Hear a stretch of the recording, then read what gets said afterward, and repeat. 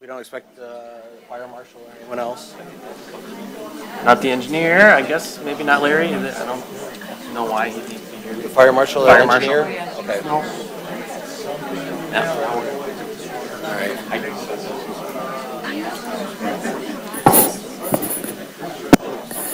The agenda. Good evening and welcome to the Harrison Township Planning Commission. Today is December 18th. It is 7 o'clock and I will call the meeting to order. Roll call. Bacha. Here. Devlin. Present. Duncan. Here. Chair Murray is excused. Oparka here. Tamanello. Here. Co-chair Mulder. Here. Looking for an approval to the agenda. I would like to make an amendment to switch items C1 and C2 to move case number 32-25-SLU before the proposed zoning ordinance. I'll second that with the approval of making the switch. Oh, I guess I was looking for the motion. Oh, but- I'll make that motion. Thank you. Approving the agenda with the switch from C2 to C1 and C1 in place of C2. I'll support that. We have a motion by Member Duncan, supported by Member Bacha. All those in favor? Aye. All those against? Motion passes. We have the minutes from the meeting on November 20th, 2025. Is there any discussion on the minutes, or do we have a motion to approve? I'll make the motion to approve as presented. Motion by Member Duncan, supported by Member Tamanello. All those in favor? Aye. Against? Motion passes. First case tonight, please.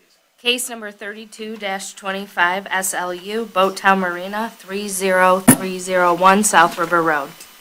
Do we have the applicant present here tonight? Yeah. Please come to the podium. Adam, would you like to give a review of the case? Yes.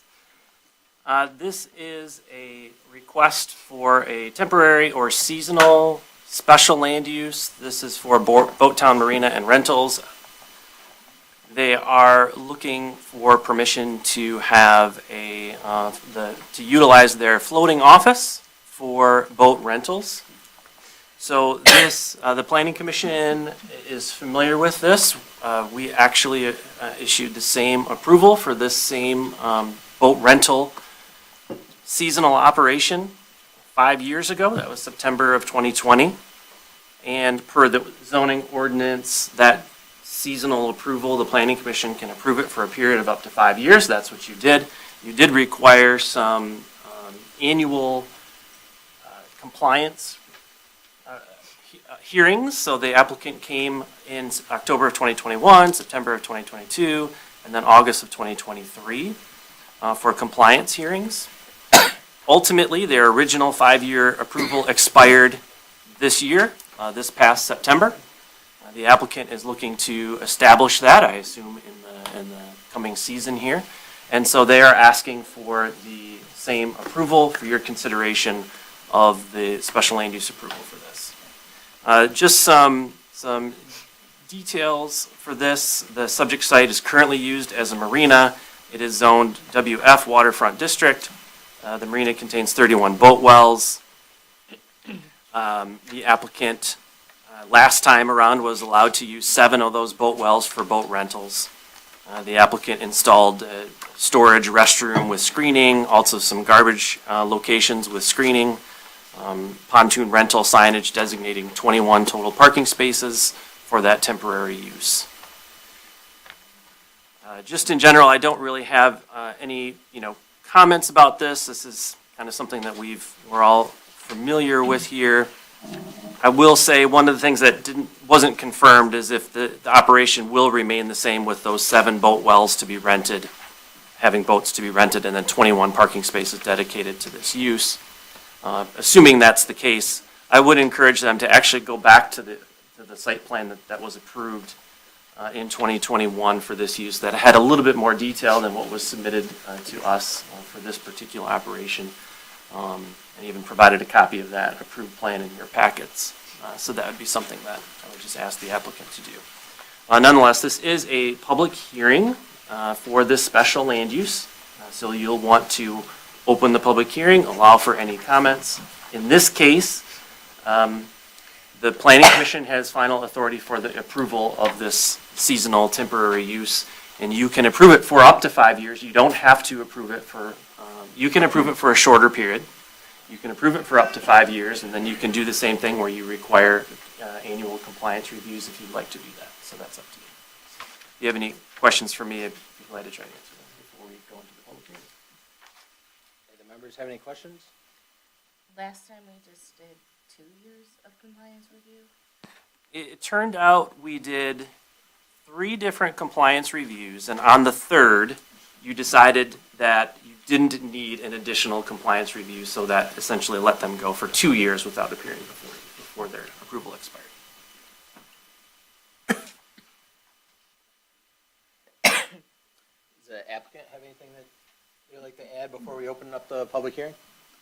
I've just been, I think we've tried to keep the property in better shape than it was, and that, we're bringing business to the Harrison Township.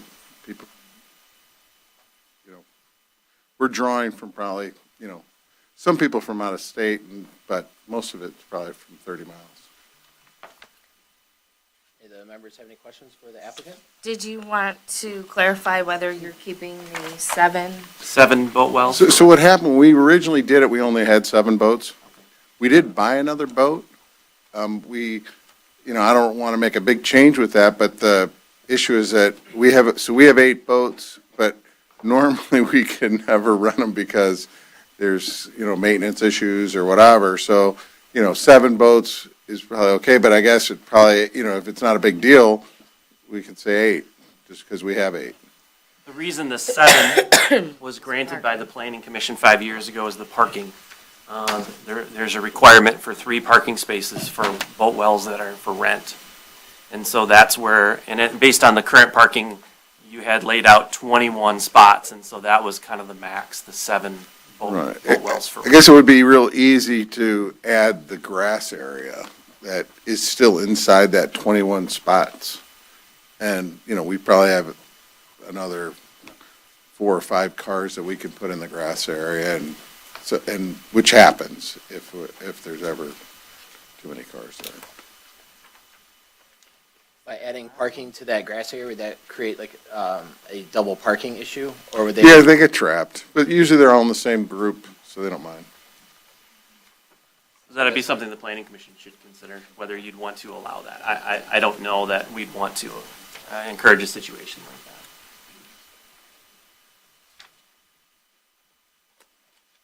Any other questions or comments from the board? Now I'd be looking for a motion to open the public hearing.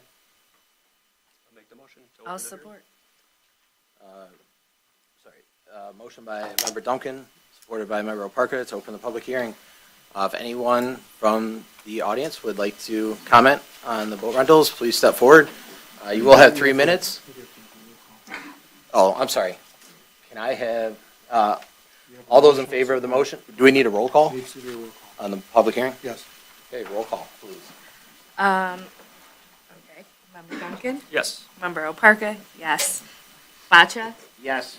Devlin? Yes. Tominello? Yes. And Mulder? Yes. Public hearing is open. You'll have 3 minutes to speak. For those not familiar with the public hearing, it is not a dialogue back and forth. We will listen to all your comments or questions, take those down, and then address them afterwards.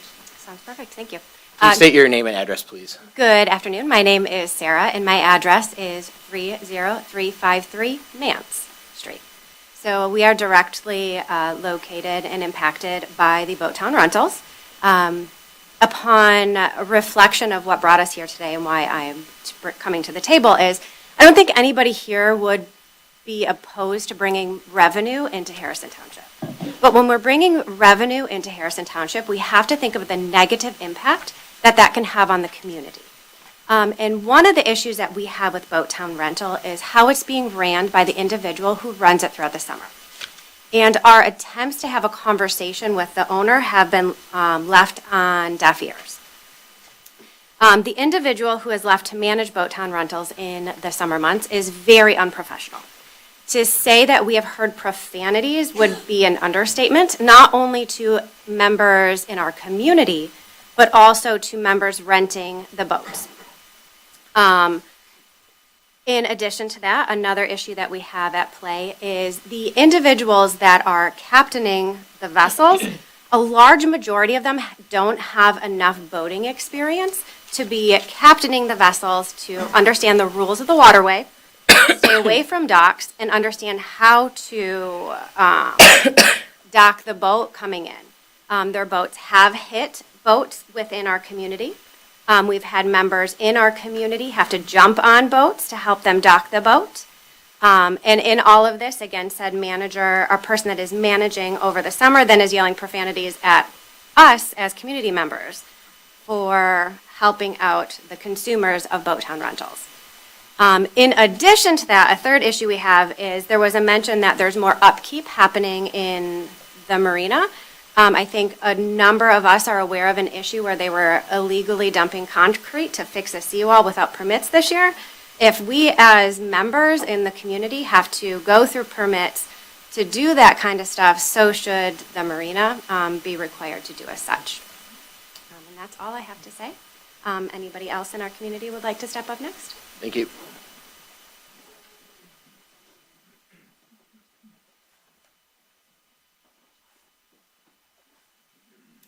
Hello, my name is Amanda Anderson, and I live at 30451 Mance.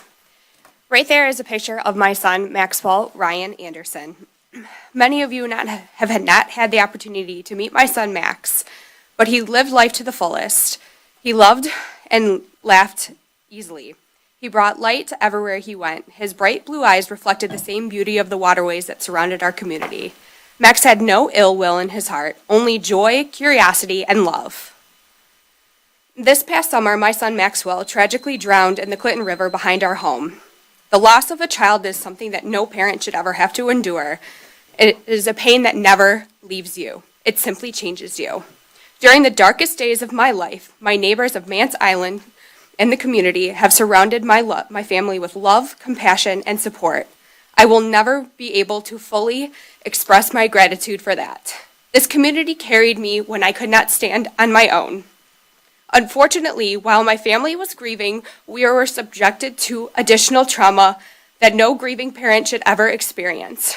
During this time, a worker from Boattown Rental Facility contacted news media outlets. That individual was the only person that spoke to them and spoke untrue and deeply harmful things about my family. As a result, I was not able to return to my home for 3 days after my son passed away due to media crews remaining outside of my home and refusing to leave my family and let us grieve in privacy. This compounded our pain in ways that are difficult to describe. When the immediate tension eventually faded, my family tried to begin the process of healing. As a grieving mother of young children, I did my best to keep myself moving forward, and I took our children into our community and the places that once felt safe and comforting. Sadly, a sense of safety was taken from us again. While visiting neighbors on Mance Island, my children and I were repeatedly harassed by that same Boattown employee. She screamed vulgar and inappropriate language to me and in front of my children. She followed us on rental boats, shouting things, making obscene gestures, taking photos of me and my family, playing loud music and explicit music, while I was in my own backyard and walking around in my neighborhood. That forced me to contact law enforcement multiple times. Eventually, I was left with no choice but to file a PPO against this individual.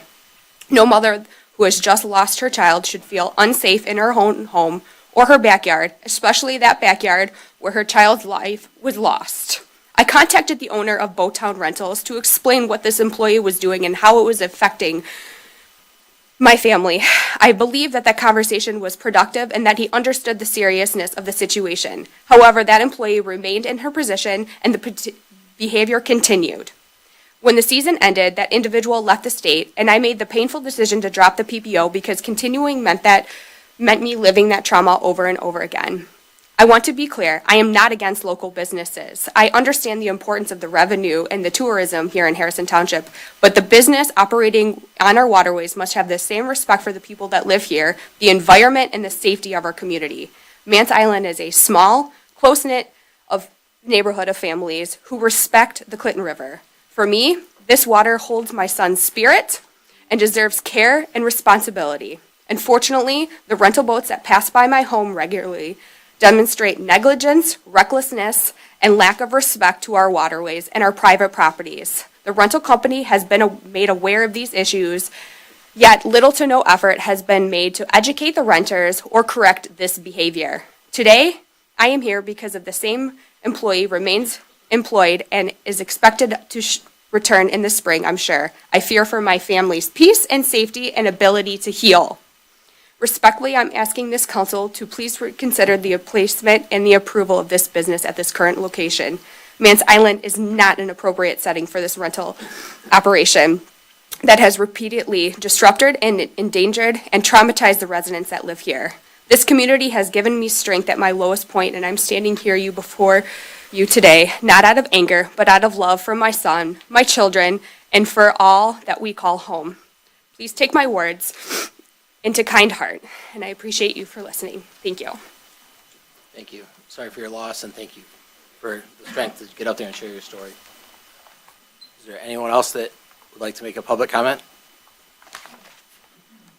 Yes, good evening. My name is Kevin Hausner. I reside at 30429 Man Street, so I'm on the river side.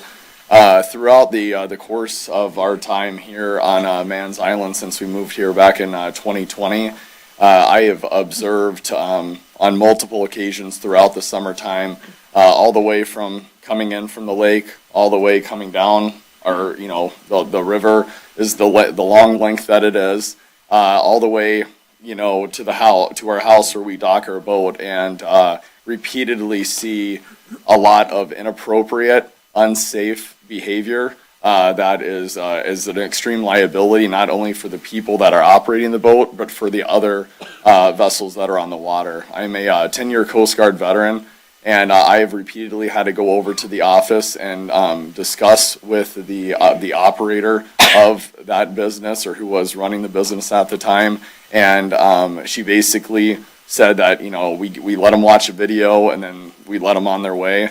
I've seen many attempts where they're trying to basically dock the boat. She goes to pilot the boat, and then they slam in the back of the seawall right behind there, and they have no intention on letting the owner of that property know that the seawall was hit.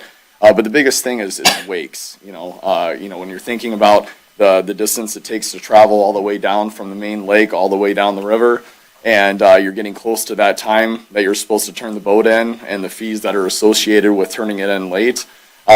They like to increase the speed, and unfortunately it's at the demise of our vessels that are sitting in the water having to take the beating from the wake hitting the seawall back and forth, and causing damage to our vessels. So I've made repeated attempts to try to resolve the issue. It doesn't seem to take effect, and then that coupled with a lot of the vulgar behavior that I've seen myself and the multiple police reports placed on that particular individual that's already previously been discussed, I am not in favor. Ellie, did you get the name of the last speaker? Okay, thank you.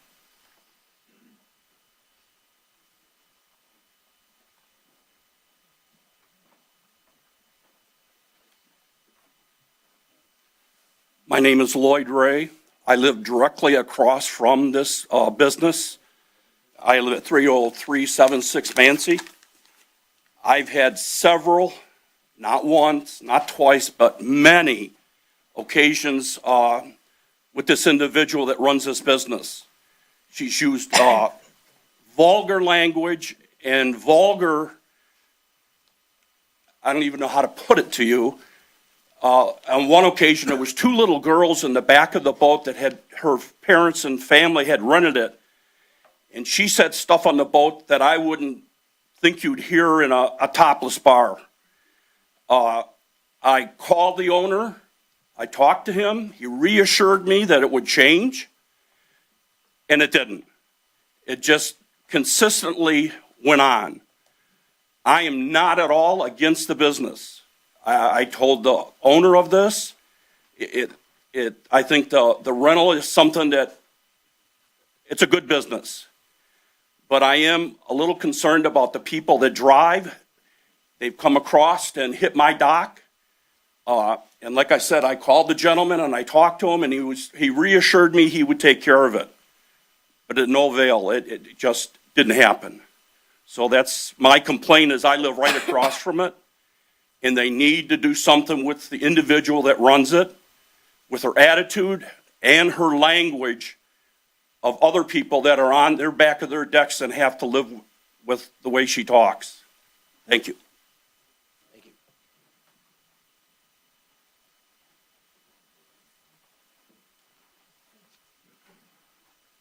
Hello, my name is Shannon Fortin.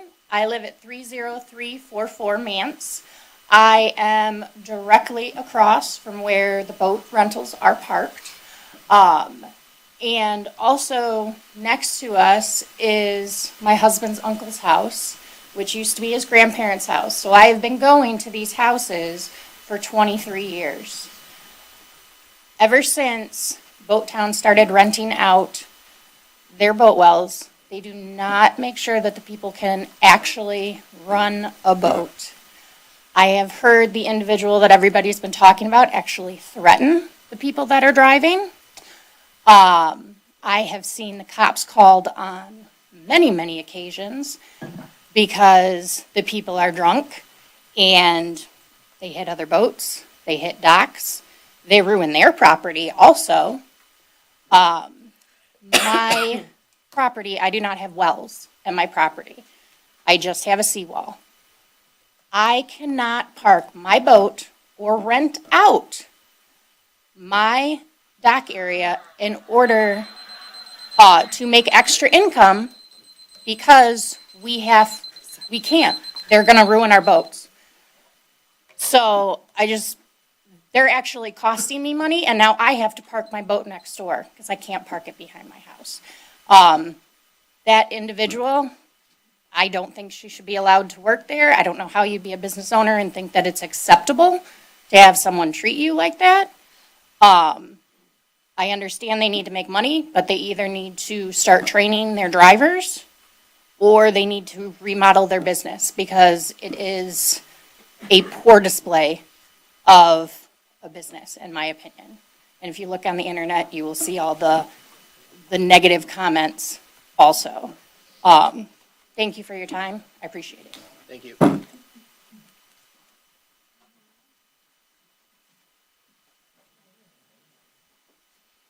Hi, my name is Jackie Dankert. I live at 30300 Mance. You heard my neighbor Sarah speak about these boats and hitting other boats and properties. Well, we are in the direct line of fire. They have to pass our house both on the way out to the Clinton River and back on the way in. They have hit our boats. We have been outside where the captains can't captain the boat. I have jumped on the boat to bring the boats back into the dock at their marina with that manager screaming and yelling obscenities all the time. We have our grandchildren in our yard. We hear it in our backyards all the time, all summer long. It just is, it's ongoing and it doesn't stop. We also have no problem with the boat rental facility on our canal. We should all be able to enjoy the water. We rent boats when we travel, but I don't know, the lack of training or background checks or something has to be done. When this particular boater hit our boat parked right on our seawall, he didn't even stop. We saw it with our own eyes. We were on our back deck and we saw the man hit it, and we saw the man keep going, and he laughed. And I got in my kayak and I kayaked over there, and he was so drunk he could barely walk. And this is what's going on our waterways. Not to say non-renters aren't drunk on our waterways, but this is in our residential neighborhood and right on our canal. So, thanks for listening. Thank you.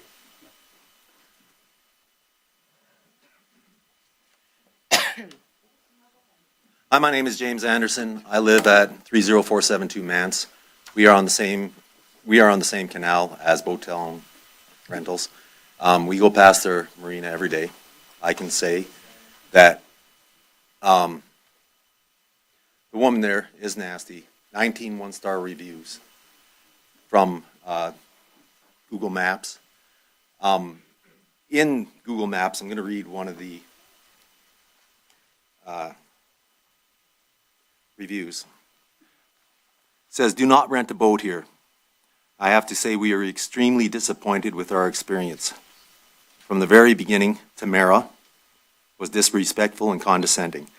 Most of the reviews are talking about disrespect and condescension when they talk about this woman. She has made several rude comments to our group, even though we were polite because people the night prior gave her a hard time. We are not those people. Tamara also mentioned her peace. Peace is in parentheses. Now I can tell you, I don't think they're talking about peace like go forth and be peaceful. So for her to talk about her peace, her gun, to renters, not only that, but after we had the tragedy on the island that Amanda Anderson had spoke about, one of our neighbors went over there. Our neighbor is a kindergarten teacher. She said that she put on her kindergarten face and was just going to talk to her about the lies and bullshit that she had fed to the press. Immediately, Tamara started talking about her gun and how she wasn't fucking afraid of anyone. And she even pulled her gun out on her. Not on her, didn't point it at her, pulled it out of her car and showed it to her. That's brandishing a fucking weapon. Not only that, our neighbor went right across the street. The police say, we can't do anything if it's legal. So, those two things right there are public safety in Harrison Township, in our backyard. That right there, now, she is not the owner. She is the employee. That review was from a year ago. How can, obviously the owners of this place don't give a shit for the people in the community, the people who live there, because she is still employed there. From my point of view, I don't want her back, not because she's an asshole, but because she is brandishing a gun and threatening with it when she talks about not being afraid of anyone and then talks about her gun. That's public safety right there, and that should be addressed. And because of that, the owners, as far as I'm concerned, that whole business should be gone because the owners aren't doing a bloody thing about it because they're happy with her. So, that's all I got. Thank you.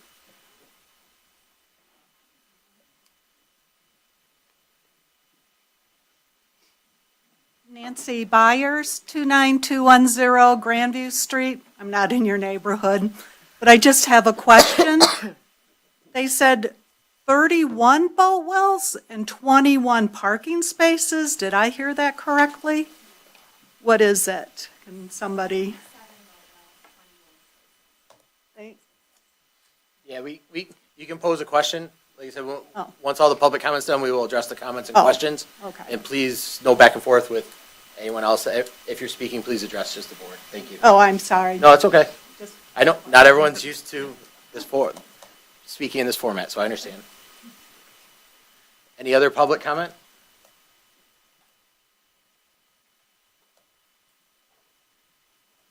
I've got a question. Like I said, I live directly across from this, okay? Have you, the township people, have they went out there and made a visual survey of what this looks like where this rental's taking place? Because I said something to the owner, okay? That there's people that stop there and they fish, okay?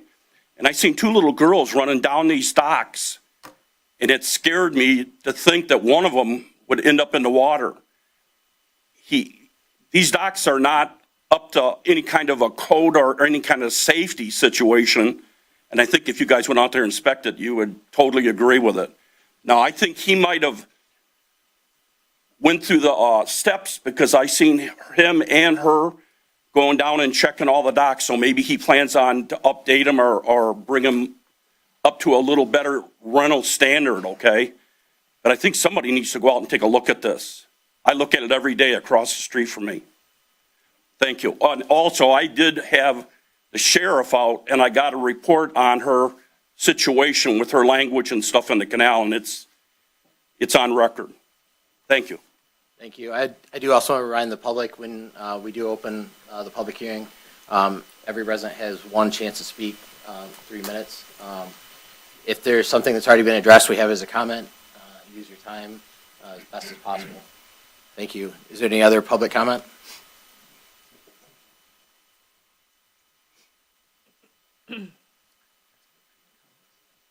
Do we have any written comments that were presented on the boat town rental? Okay, thank you. Would the board like to keep the public hearing open, or do we have a motion to close the public hearing?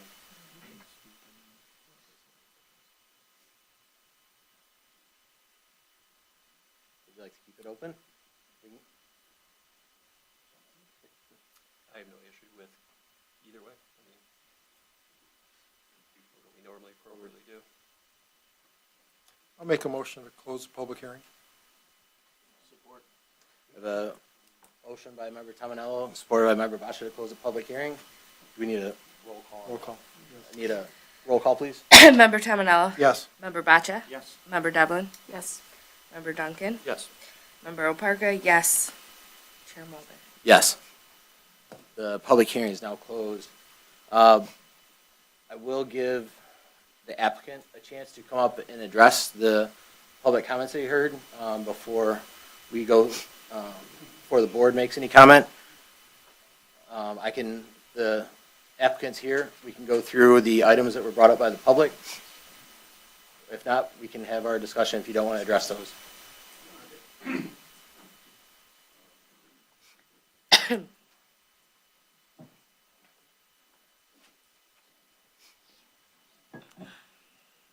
Would you like me to go through the items that were listed, or would you just like to make a statement? It's up Well, it to you. seemed like most of them were all about our employee tomorrow. I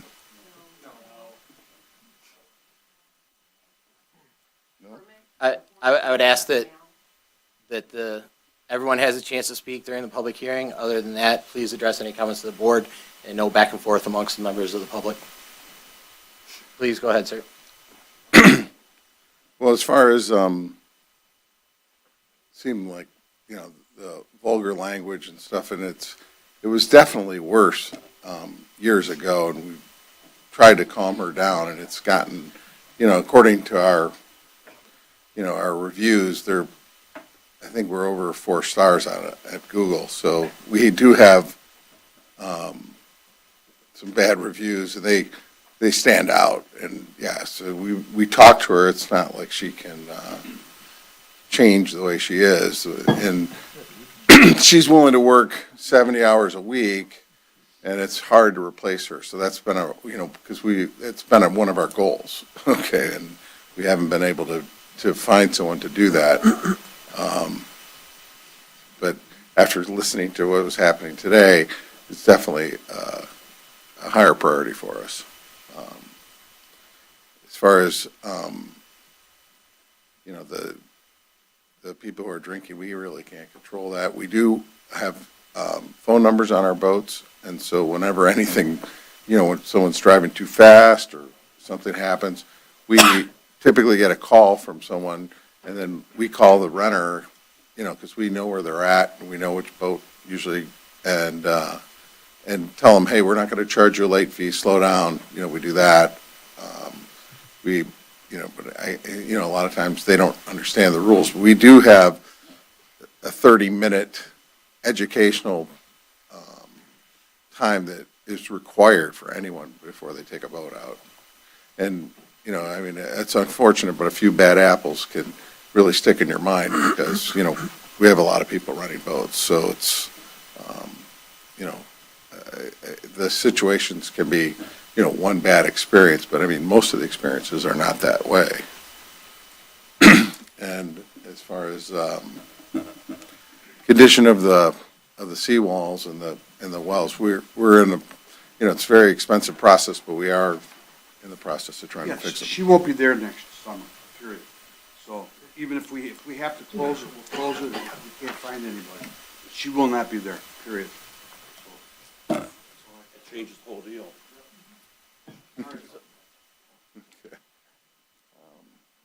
And is there any other items that I haven't addressed? I'm sorry, the name of the gentleman that just spoke? That's Joe Savaggio. Thank you. He's one of the owners. Okay. Okay. And was there any other things that? Yeah, you started to talk about the maintenance on the property, Yeah. before, Yeah, so there's 30 docks or 31 docks, okay, and there's boats that usually can exit from each side. We've replaced 7 of them. We had to, when the water was high a few years back, we had to raise them all up, and so they all had new wood put all over all of them, raise them up about 6 inches so they wouldn't be submerged. And there's a few that have moved, like they've actually been pushed up a little bit. So, and we've hired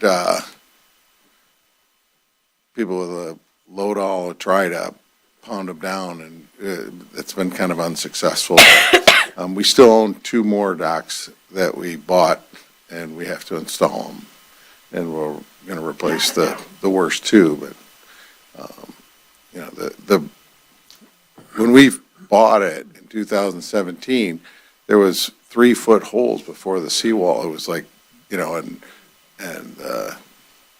there's, a lot of problems. So we've been slowly fixing them, but it's hard. It's not a very profitable business because we don't get very much revenue for each of the wells. there was a comment about the maintenance on the seawall repair or seawall replacement. Yes, so what happened was you don't need a permit when you're doing a repair. So we repaired 40 feet of our worst seawall with concrete, and the forms gave way when we were doing it. And so we have since, we're dealing with the Eagle, which is the Great Lakes Environmental of the state, and we've satisfied them as far as, and we're going to, we hired an excavator to pull out any concrete that was in the water, and we, basically, it's now safe up at the top. There was giant holes there from, where the seawall was giving way. So now it's supported. It's strong now.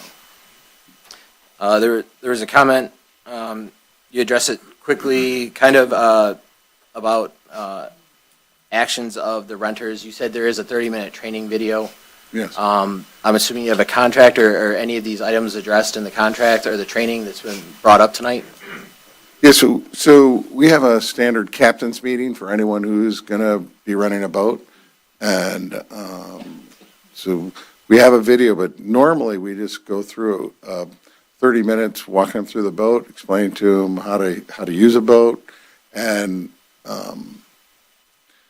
but some people, the boats don't have brakes, so it can create a problem. If you've been a boater, you'd understand. The people can kind of panic. It's tight in that area. But most of the time, what we do is to solve the problem, we have people, when they come in, we have a dock, and it's a straight in, so they don't have to turn or anything like that. And she takes it over, and then she turns the boat around and brings them into the wells. So that was our solution to the problem. So that no one should be moving a boat inside except for a little bit of straight. So they come in straight, they dock it, and then then she hops on and brings them into a well. Is she driving the boat out when they're leaving? No. So they're- No. So the same After thing, the when they training, leave, they're set when they leave, we bring it to the dock, so it's a straight shot out, so they don't have to turn it. They can go right out. There was a comment about damage to surrounding property. Have you been in contact about that or addressed that? Anytime that, that was kind of news to me, but anytime that anyone's, because there was about 4 years ago, we did have someone who hit a boat, and we offered up our insurance right to them right away. To say, we'll pay whatever it costs. And I know that I gave them our insurance policy number, and I thought that it was taken care of. I didn't know anything about any lingering things or whatever. I thought that it was taken care of. Any of the other members have any questions or for the applicant after the public hearing? So I guess I want to sort of hit on the site. So I noticed that in violation of the agreement, there was a trailer sitting on the property all year. Trailers are not allowed on the property during voting season. I also noticed that you did not vacate all your boat storage by Memorial Day weekend. It is a requirement of the township to make sure all your stored boats are in the water by Memorial Day weekend. And in addition, right now you have signs up on the property which are also a violation of the condition of the site. So I just wanted to point that out to the commissioners. We make an effort to call these people, but we can't typically move their boats. But we had, let's say we had 20 boats on our property, there was probably only one or two that were still there on Memorial Day week, after Memorial Day weekend, and they were gone within a week. So I beg to differ with you. I own a business right in that area, and I can tell you there were many boats there past Memorial Day weekend, not two, and many, I think it was at least 30 days before they were gone. So again, that's a condition of the special land use for the site. So I just want to bring that to your attention. Okay, and then the trailer, usually what, Trailers are not allowed. I'm just stating what's not allowed with the conditions of the special land use. You had a trailer or two there all summer. That takes away parking spots. So now we're talking about an eighth boat with more parking, and now two trailers that take up more parking. well, those trailers, So you need to keep that in mind. when the trailers were there, typically it was because we either Sir, had they were a- there all summer. Is it a My boat business trailer? is- Is it a boat trailer? Was They it a were boat trailer? trailers, yes, sir. I don't think, I think you're wrong, because we clean that property, we grade it, we clean it, we groom it every day, every week. So we'll take pictures next time, but we don't want the trailers there, period. Well, in your grassy I think area, he's talking about- grassy he's area, talking you about had the trailers. R2 trailers that were on the grass.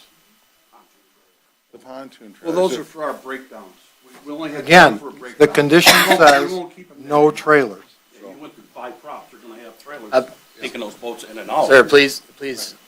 No problem. I guess, Adam, if you wanted to address, there was a question about the parking spaces, explaining the, Yes, there's more than just 21 parking spaces across the entire marina.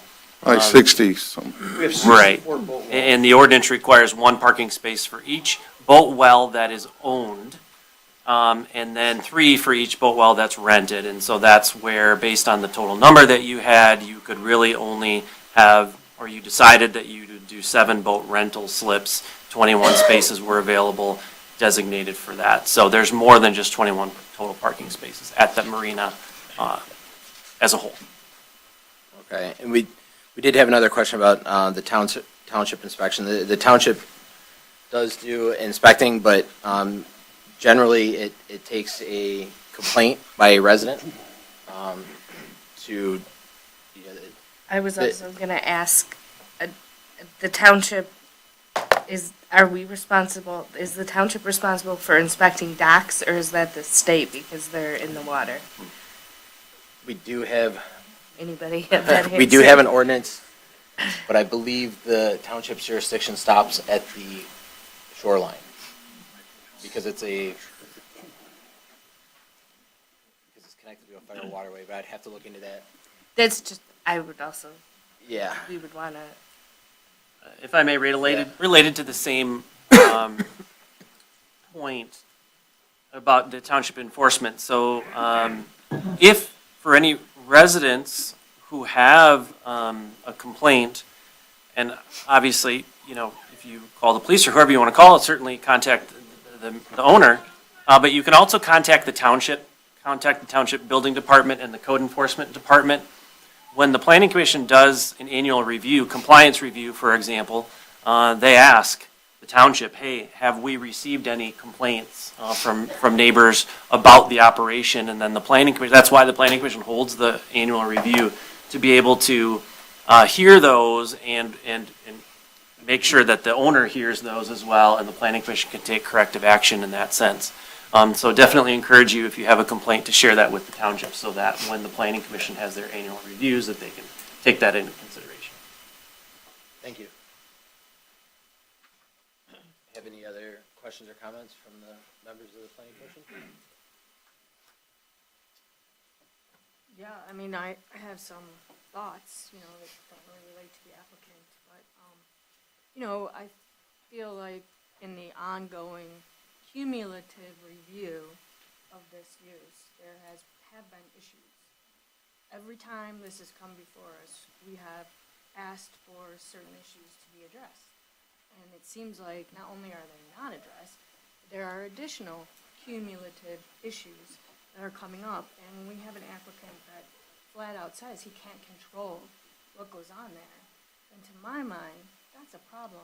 And that's a reason why it is a special use, because we have to, as a commission, consider the impact to the neighborhood. And I do believe that there is a negative impact to the neighborhood. And yes, we want tourism, yes, we want businesses, but we also have to consider the impact to the neighborhood. So I cannot be in support of this granting of this special land use at this time.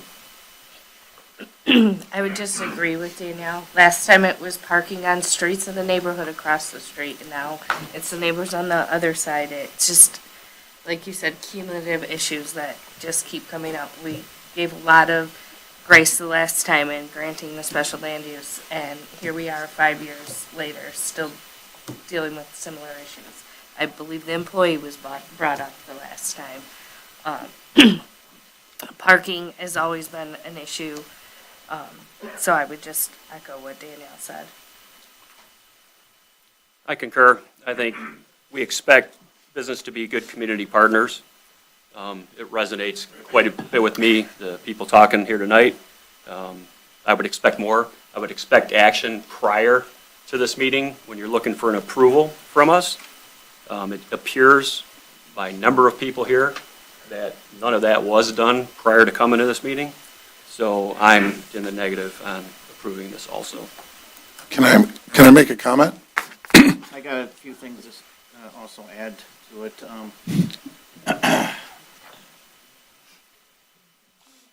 So I'm of the opinion that the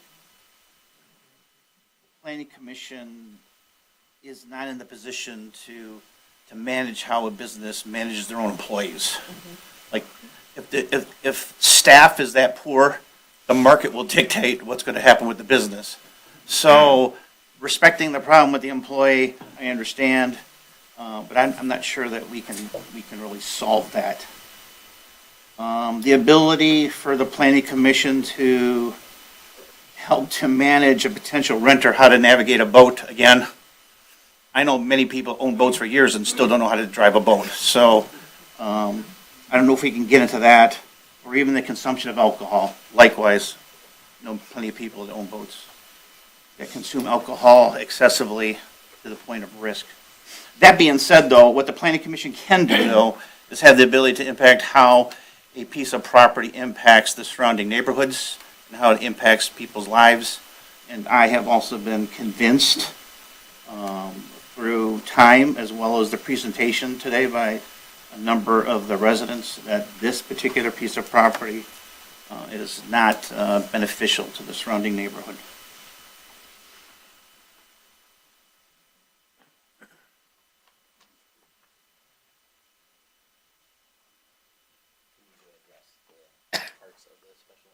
Yeah, I would encourage you, so in my review letter that you have on page 2, it lists the 5 criteria that you use in evaluating this type of a request.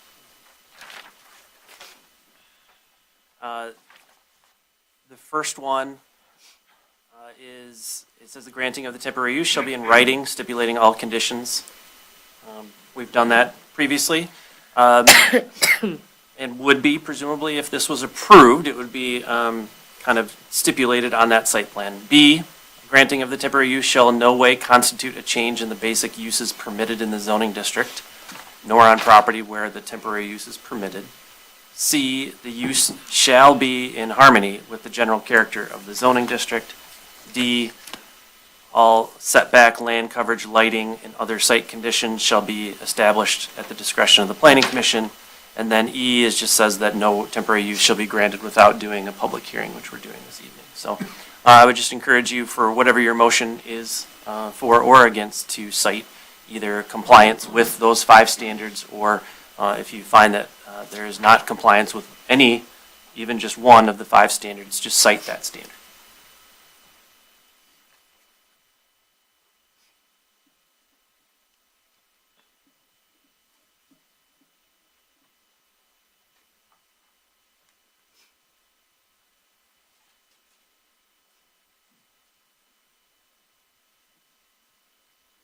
So as Adam just mentioned, going through those, the first section, A, granting of the temporary use in writing, it was done before. I think we've covered it again. Temporary use should in no way constitute a change in the basic uses permitted, which, again, we determined that the original approval of the special land use. C, the use shall be in harmony with the general character of the zoning district. And that's where my hangup is, based on the comment that we've heard today from residents of the surrounding properties. D, all setbacks, land coverage, lighting, off-street parking requirements are to be considered in order to protect the public health, safety, and peace, and general welfare of the inhabitants of the township. I thought this was covered, but also, again, based on the comments that we heard today, may not be. And E, the temporary land use permit should not be granted without first giving notice to owners in the adjacent properties in the public hearing, which we had taken care of originally and are taking care of again today.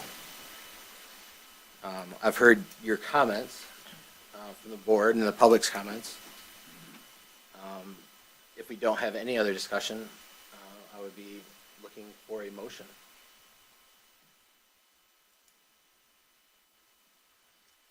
I would like to make a motion to deny case number 3225 SLU, Boat Town Marina, based on the fact that standard C and standard D, that allowing the proposed special use would not be in keeping with the safety, peace, and general welfare of the inhabitants of the township.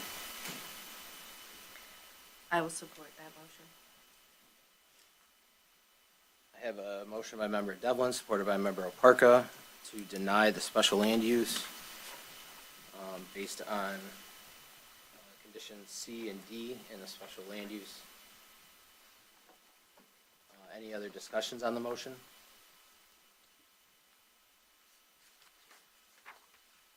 I just want to clarify, this is just for the rental portion. It's Just- still operating as a marina. Yes, thank you for that clarification. Does the special land use require a roll call? Yes. Have Okay. a roll call, please. Member Devlin, Yes to deny. Member Obarka, yes. Member Baccia, Yes. Member Duncan, Yes. Member Tamanella, Yes. Chair Mulder. Yes. So the special land use will be denied. As I said, the boat rental, the property can still operate as a marina. Is there any rights to appeal? Yes, you could. There's always an avenue to appeal. You can certainly contact the township, and then we can point you in the direction of our township attorney, or we can share with you the specific procedures for an appeal. Okay, so we call the township. You can call the township, and we can point you in the right direction for the procedures on how you would file an appeal. Okay.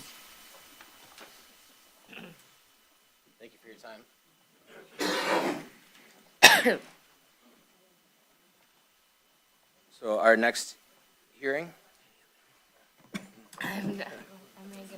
don't have a case number. I don't know if you want to announce the next. The residents, she's asking you a question. I would just say call the township tomorrow. I'm sorry. Just, she's good. She was gonna ask you a question, so.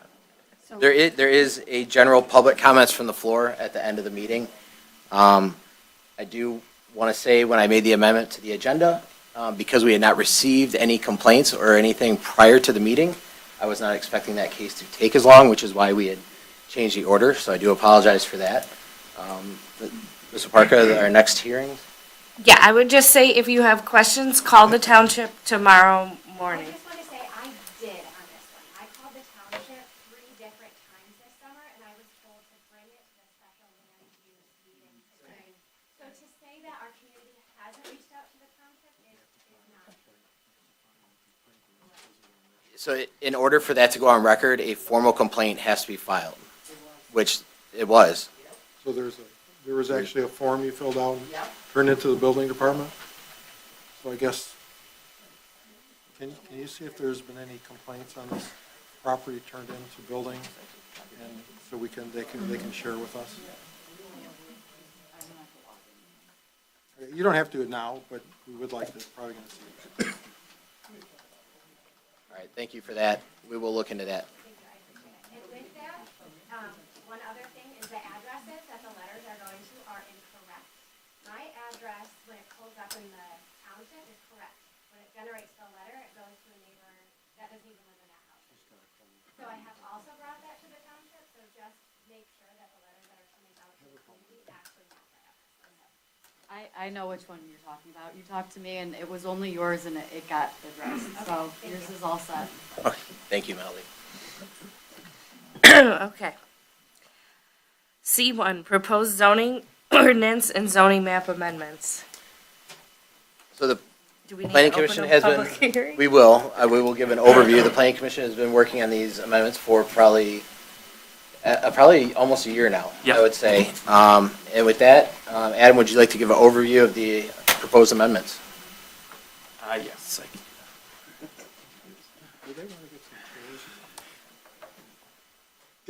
You folks that are standing, we have some extra chairs if you guys want to, we'd be happy to help you grab them if you'd like to sit down. Yes, no? Maybe a couple spots that opened up over there in the corner.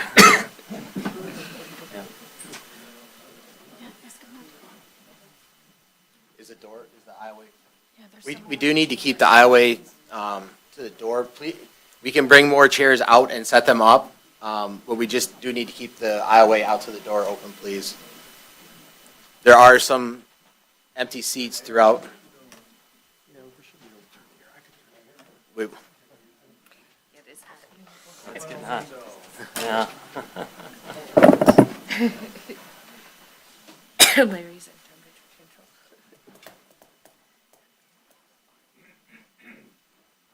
Oh, you got your, We'll give just a minute for everyone to get settled, and then Adam will present the amendments.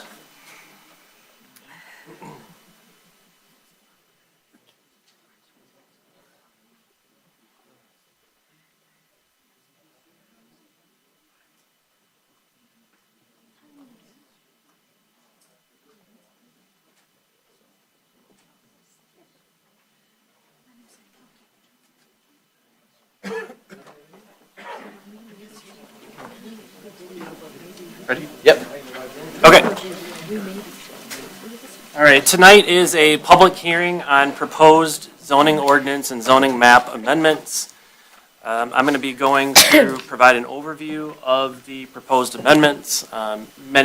There's a lot in the amendments. If you received the notice, and hopefully you had an opportunity to take a look at the packet of proposed amendments. Since there's a lot, and it's, dozens of pages and changes throughout the zoning ordinance in many different sections, hopefully this overview will provide some clarification and maybe answer some questions before we open the public hearing. This, as the Chair indicated, we've been working on this for, since the beginning of this year. The proposed amendments include both changes to the zoning map and changes to the zoning ordinance text. And then I'll go through and summarize both. So we started this fairly quickly after the township adopted a new master plan in November of last year.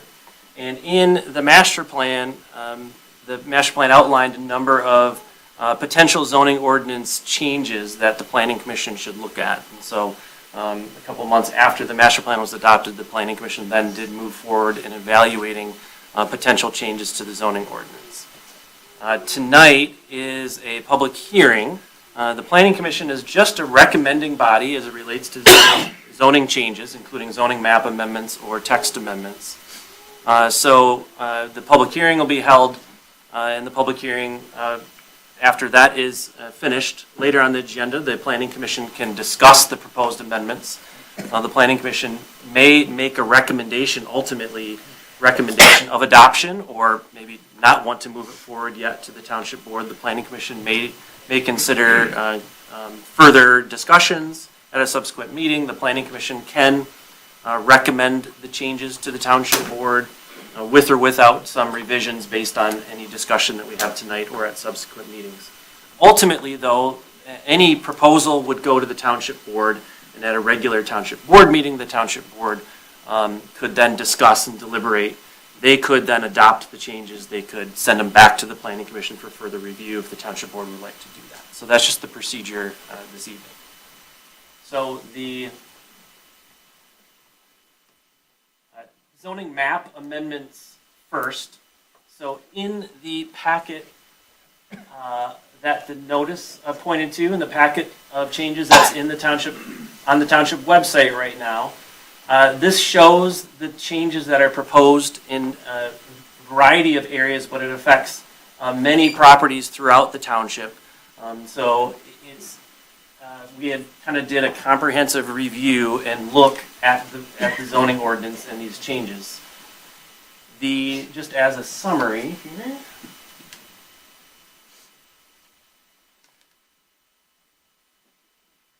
So first, all of the properties in the township that are zoned R1 are proposed to be changed to a new recreation and open space district. So presently, the township has 5 different single-family residential zoning districts. The R1, the R1A, B, C, and D. The R1 district right now, on the currently adopted zoning map, it's the dark green properties. There are only a handful, less than 10 properties in the entire township that are zoned R1, with the exception of a couple of properties that we didn't realize until one of the citizens who received the notice brought this to our attention. A couple of properties do have existing dwellings on them presently, but all of the remainder are public or semi-public use, whether it's the golf course, whether it's the Metro Park here. And those are for recreation, preservation, and open space use. And so the Township Planning Commission is thinking we don't need 5 different single-family residential districts, but we don't have a district that encompasses recreation, open space, conservation lands. And so to make sure that these lands, such as the Metro Park or the golf course, remain in open space conservation and recreational purposes, the R1 is proposed to be eliminated and converted to a recreation and open space district. So these in green, this green will essentially change to the recreation and open space district. So any property that's currently zoned R1 will become ROS. Except for the 2 properties that were pointed out. These 2 properties that we'll discuss because of the comments received, which are valid and not what the Planning Commission was intending to make. The Planning Commission doesn't want any existing home that's zoned R1 to become non-conforming because of this change. And next, several existing properties that are currently used as conservation, open space, or recreation are proposed to be changed to this new recreation and open space district so that they will remain in open space conservation and recreation for this foreseeable future. So the examples include the Clinton River Spillway property, a DNR boat launch, the township-owned property, and property owned by Selfridge. So on this map here, where you see the two ROS, this property is owned by Selfridge. This property here is open space. It's owned by the MDNR. This is the boat launch owned by the MDNR. This property is privately owned, but it is entirely floodplain and deemed by the township to be largely unbuildable. This is the township-owned property that's 150 acres in size that the township purchased through grant funding for recreation. And so, and then here's the Clinton River Spillway property, which is also open space and conservation. So these, presently, several of them are zoned R1 or R1A, R1B. The township would like to see them remain open space and conservation by making this change that will ensure that that happens. RM1 and RM2 district changes. Right now, there are there's several multiple family residential zoning districts. The RM1 and the RM2 are districts where we have proposed changes both in text and on the map. Following the recommendation of the master plan, we have heard from residents that we are not wanting to encourage conventional or traditional apartment complex development. We have a good number of those already in the township. In the planning commission, during the master planning process, when we engaged with the public, we heard that we're not interested in promoting more of that. So a key change that we're making is that in the RM1 district, which currently allows traditional apartment complexes to be constructed, we are eliminating that as an allowable use. We're proposing to eliminate that as an allowable use. So the RM1 district will only allow for townhouses, attached units, single-family duplexes. Essentially, it has to be a unit that has a street-level entrance, individual unit entrance, and you won't have the kind of conventional garden apartment complexes being allowed. But what that means is there are a handful of properties in the township that are zoned RM1 that actually have an apartment complex, and we don't want to hinder the property owner by turning that apartment complex into non-conforming. And so there are a handful of properties that are proposed to be changed from RM1 to RM2 because they have a traditional apartment complex presently on the site. I was also made aware of another one. It's the Casa Grande Apartments. Part of the site is actually a condominium townhouse that does fit under the RM1. Part of it is two existing conventional apartment buildings, and so they brought that to our attention as well. So that would be another one that would be a candidate to change to RM2. We also have in a number of areas where this one, for example, where the property is presently zoned RM2, allows for apartment complexes, but it has the townhouse attached units that is encouraged by the RM1. So we can downzone those properties so that they would remain as that attached unit and not be converted in the future to a traditional apartment complex. That's the reason for those changes on the map. The additional change here that affects a number of properties or areas in the township that are zoned R1C and R1D. The 4 residential zoning districts, single-family residential zoning districts, the only difference across those zoning districts is the lot size. The R1A requires slightly larger minimum lot size. I think it's 12,000 square feet, all the way down to the R1D, where the lot sizes, I believe, are 8,400 square feet. And so what we did is we evaluated our current zoning ordinance with the tools that we have now. We found that in certain areas, where some areas, their current zoning might be R1B, the established lot sizes of the subdivisions and developments in those areas do not conform to that underlying zoning district. But they would conform if they were changed to a different, either the R1C or the R1D. So specifically,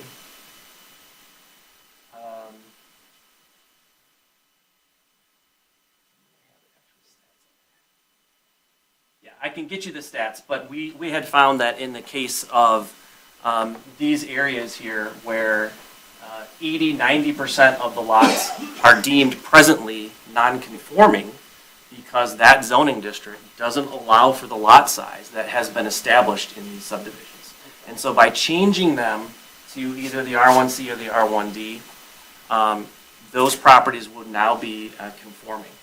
So what does that mean? Just because your property is non-conforming by lot size, it doesn't mean that you can't build.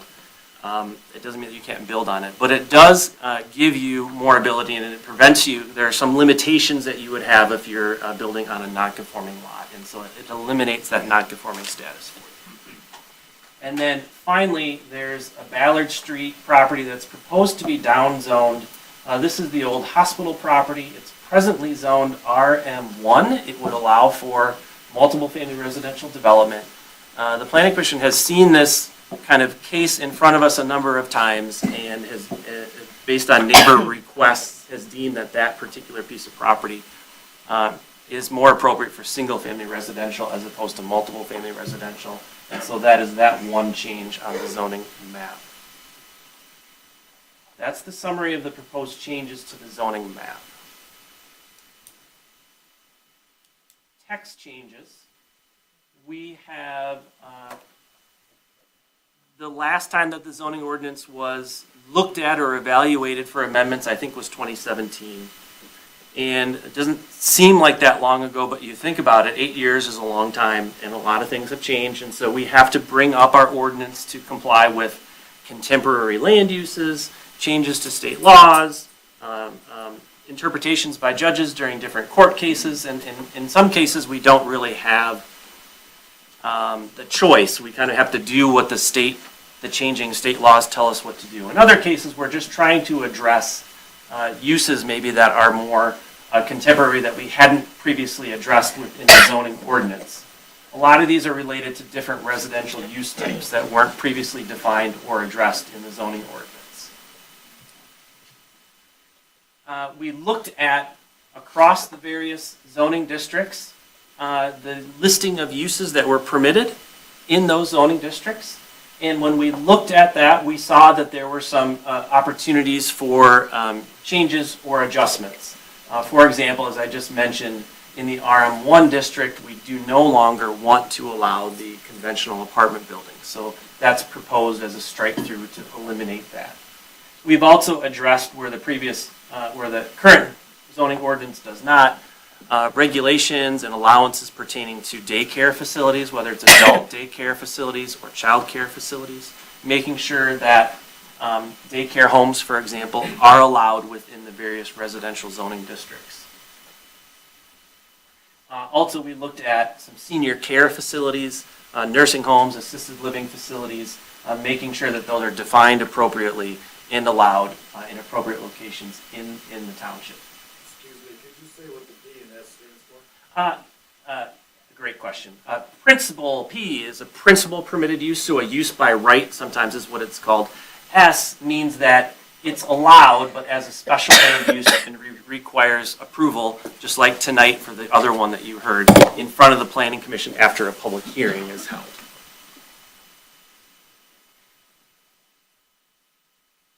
As I mentioned, in the text, we would convert the R1 district to a new recreation and open space district. Revisions to the RM1 district, as I mentioned, eliminating the traditional apartment buildings as a permitted use. And then given that we no longer would allow apartment buildings, we have made some adjustments to the setbacks to be more appropriate for the uses that are allowed, or would remain to be allowed, single-family, two-family, attached dwellings, and townhouses. In the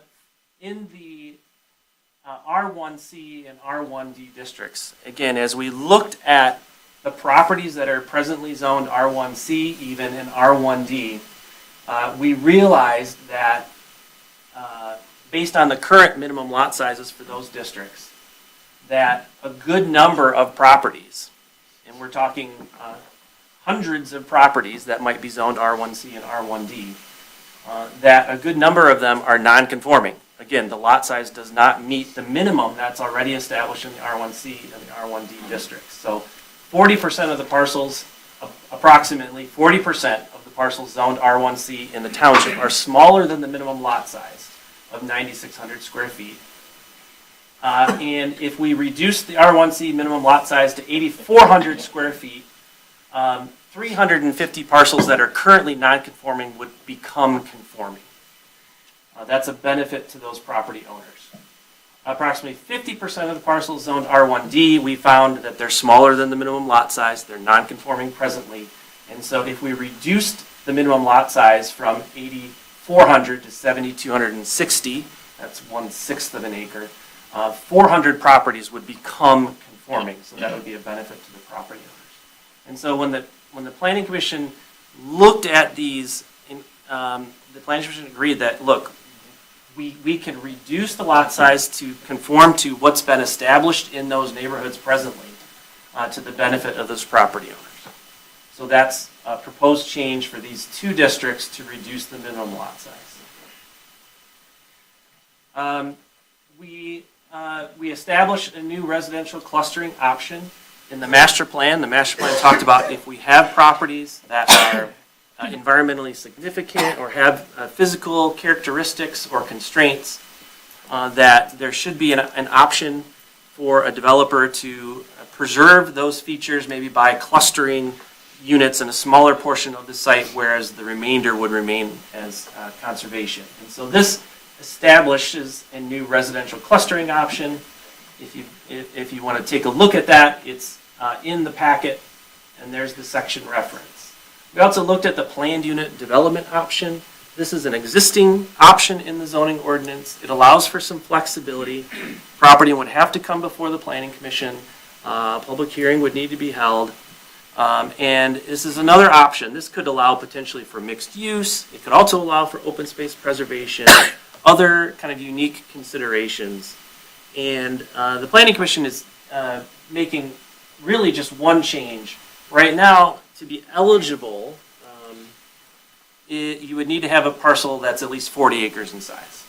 The Planning Commission does have the ability to reduce the size, but the Planning Commission looked at it, and we even looked at how many properties in the township are actually 40 acres or more, and it's a very small number.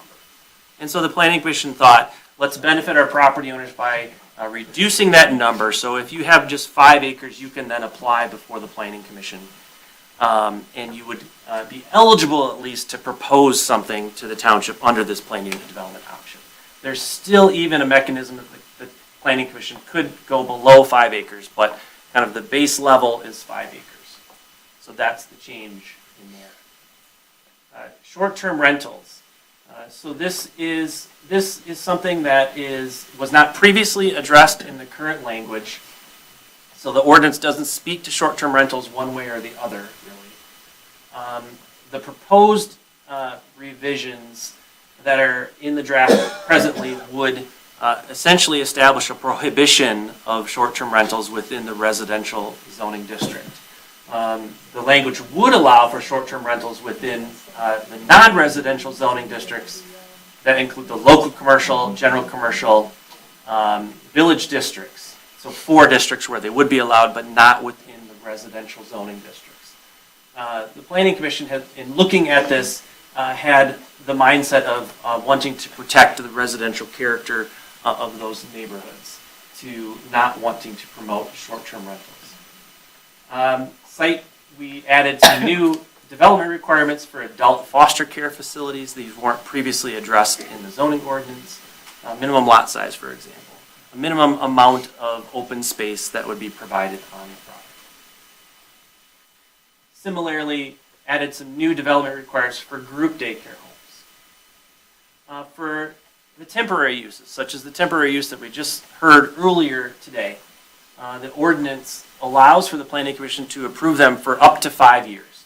The Planning Commission felt that was too much and wanted to kind of scale that back to have a little bit more control. And so the change would mean that we could only issue an approval for 2 years maximum.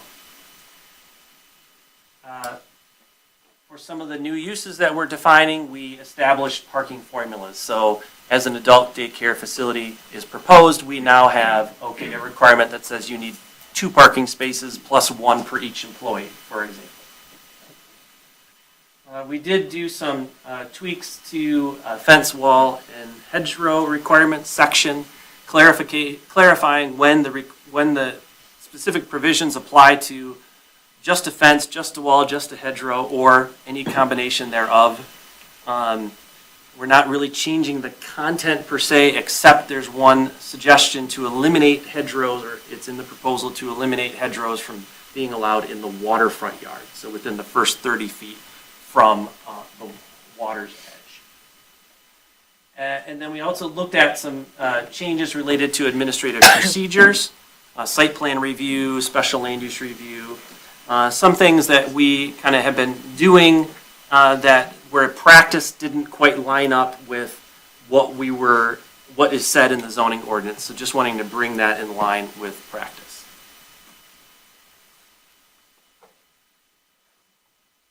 So this is, that's a summary of all of the changes. I know that it's a lot, but it's one of those things too. Some people might ask, well, why couldn't you break it up into smaller bite-sized pieces for us so that it'd be easier to understand? You know, when we got the notice, it has all these sections in here. We understand that that's the case, but this is a process that we've been working on for some time, and we do kind of package these together, so otherwise we'd be working on zoning amendments endlessly. You know, every month we'd have a public hearing on some of these things. So we had to kind of group these together under a more of a comprehensive look at the ordinance. So with that, I'll turn it back to you. If you have any questions for me at this time, I'd be glad to try and answer them before we go to the public hearing. Unless any of the other board members do, I know we've been working on this for a year, so we've asked you a lot of questions and we've been provided a lot of help. Like Adam said, we did update our master plan. The law requires that it's every 5 years. We have to review, either renew, amend, or completely rewrite. And this one was basically a new master plan rewritten. And the ordinances then have to back up what is in the master plan. Along with developing the new master plan, there was a lot of community engagement. We had a lot of open houses where residents could come in, which is where we got a lot of our feedback on the changes that were made to the master plan. And along with law changes and, like you said, things that drive us to make amendments, we also see recurring items either at the ZBA or Planning Commission, and we try to make the process smoother or create clarification when there's issues that are continually arising. So I will look to see if there's any other discussion from the other Planning Commission members or any comments. Other than that, I'll be looking for a motion to open the public hearing. I'll make a motion to open the public hearing. I have a motion by member Devlin, supported by member Baccia to open the public hearing. Roll call, please. Devlin, Yes. Baccia, Yes. Duncan, Yes. Oparka, yes. Tominello, Yes. Chair Mulder. Yes. With that, Written comments first, or do you want to do that? yeah, we can address now that the public hearing's open. We have received some written comments. We'll go over those first, and we will open up the floor just like we did in the last hearing. Again, to remind you, it's every resident is allowed 3 minutes, one time. Use your time wisely. If we've heard the comment already, we have taken note, and we'll address that afterwards. Again, it's not a dialogue, not a back and forth. You're here to address the Planning Commission. With that, we will go over. Melody, thank you for the summary on. Oh, that was Adam. Okay. Yeah, we have a summary because we did receive a lot of emails and letters. Do you want me to read off the name and address for the record? Okay. So the first comment received was from Blair and Katie Still at 3110 South River Road. They have an objection to the change of his property from R1 to ROS. Ask for consideration of R1D zoning for 31100 South River Road and his neighbor at 30830 South River Road. These are the properties that Adam addressed.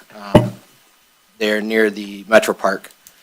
The second comment we got was from Nancy Byers at 29210 Grandview Street. Supports the proposed prohibition on short-term rentals. asks the township require a bond or a use tax to cover the cost of emergency service calls associated with short-term rentals. Poses the restrictions to fencing within waterfront yards, including the proposed prohibition of hedgerows within waterfront yards. It's worth noting that the requirement that only non-obscuring decorative fencing is allowed within the waterfront yard has been in place for some time. These are, again, amendments. This is not a new ordinance that is being written. She also asks that additional definitions are added, suggesting a grandfather clause, a view shed clause, and borrowed view clause. The third comment we received was from Jackie Dankert. Okay, thank you. Address was not stated in the email, but she wrote us to oppose the proposed prohibition of short-term rentals, citing that short-term rentals provide needed lodging for visitors, suggests that reasonable regulations can be put in place to allow short-term rentals appropriately within the residential area. The fourth comment we received was from Scott Roush. Again, no address stated in the email. Opposes the proposed prohibition of short-term rentals, citing that short-term rentals represent a reasonable supplemental income source for property owners. Benefits of the short-term rentals include tax base and positive impact of visitors to the local economy, can be well-maintained to fit in within the neighborhood, are part of Harrison Township's history and context as a waterfront community, provides opportunity to visitors who have not had the opportunity to live on the water. He also suggests that reasonable regulations can be put in place to allow short-term rentals appropriately within the residential district, and requests a minimum 1-year delay in enforcement to allow existing bookings to be honored and time to sell without severe financial hardship. The fifth comment received is Carly Colazecco. Again, no address in the email. Opposes the prohibition on short-term rentals, citing that short-term rentals provide a needed opportunity for short-term housing, not just for tourists, that Harrison Township lacks lodging for visitors, including family and friends of residents. Short-term rentals represent a reasonable supplemental income source for property owners, and suggests that reasonable regulations can be put in place to allow short-term rentals within the residential area. The sixth comment we got is from Jackie Babbiz. Again, no address. She opposes the proposed prohibition to short-term rentals, citing the needed lodging for visitors, the benefits of short-term rentals, including the positive impact of visitors to the local economy, represent a reasonable supplemental income source for property owners. A ban on short-term rentals are unlikely to result in meaningful increases to long-term housing affordability, and suggests that reasonable regulations can be put in place to allow short-term rentals within the residential area. Wendy R., also no address stated, opposes the proposed prohibition to short-term rentals, citing short-term rentals represent a reasonable supplemental income source for property owners. Short-term rentals provide lodging for visitors, suggests that reasonable regulations can be put in place to allow short-term rentals within the residential area. The eighth one we received was Kenneth and Christina Atkins, no address provided in their email, opposes the proposed prohibition of short-term rentals, citing they provide needed lodging for visitors, and they include a positive impact of visitors on the local economy. Number 9 is the ninth comment we received is from Linda Pollard, no email or no address given in the email, opposes the proposed prohibition of short-term rentals, citing that short-term rentals provide needed lodging for visitors and that they provide a positive impact to visitors to the local economy. The 10th one, yes, everyone has your right to propose. They are repeating comments, but I want to make sure everyone has a chance to state their opinion. The 10th one, Christina Sievers, whose address was not stated in her email, opposes the prohibition of short-term rentals. The short-term rentals provide needed lodging for visitors and provide a positive impact on the local economy. Pavlo Raspopa, no address given in the email, opposes the prohibition of short-term rentals, citing the benefits of short-term rentals, including the positive impact of visitors to the local economy, the needed lodging for visitors, and suggests that reasonable regulations can be put in place to allow short-term rentals appropriately within residential areas. And the last one is Kaylee Orbow. Again, no address stated, opposes the proposed prohibition of short-term rentals, citing that short-term rentals provided the needed lodging for visitors, benefits includes positive impact on the economy, and again, suggests that reasonable regulations can be put in place. And there's one more that we received Oh. from Casa Grande Apartments, the owner. Is that correct, Melody? Yeah, I did get a couple more Okay. afternoon today too. Okay. They're in the link that you guys all have. Very good. So I think there's. Okay. With that, I will open the public hearing while I work on getting the rest of them. Again, please step forward to the podium, state your name, address, 3 minutes. Gary? Hello, good evening, everybody. Yeah, this one came tonight as well. Are you ready? Yes. Yeah, that's okay. Okay, so my name is Jim Rusnak. I live over on 35,500 Jeffers Court, which is a small waterfront sub 49-foot lots.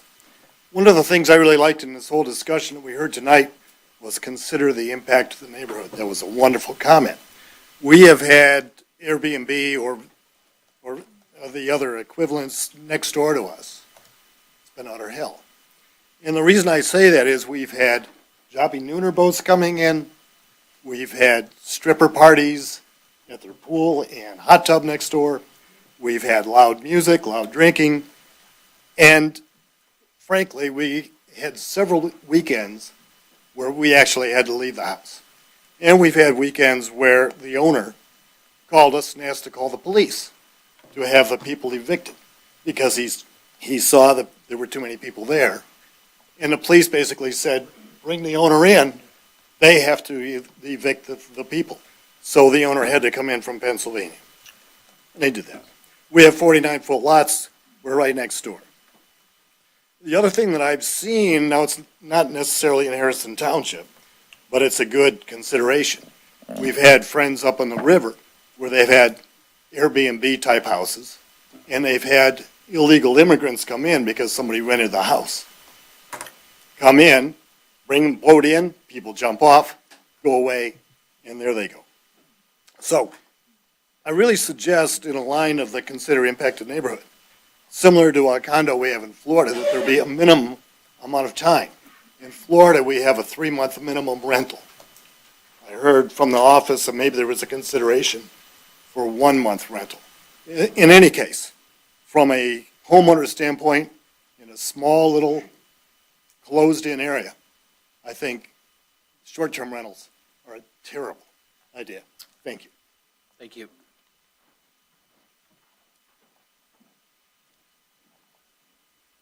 All right, John Spadafora, north of 16 Mile, east of Jefferson.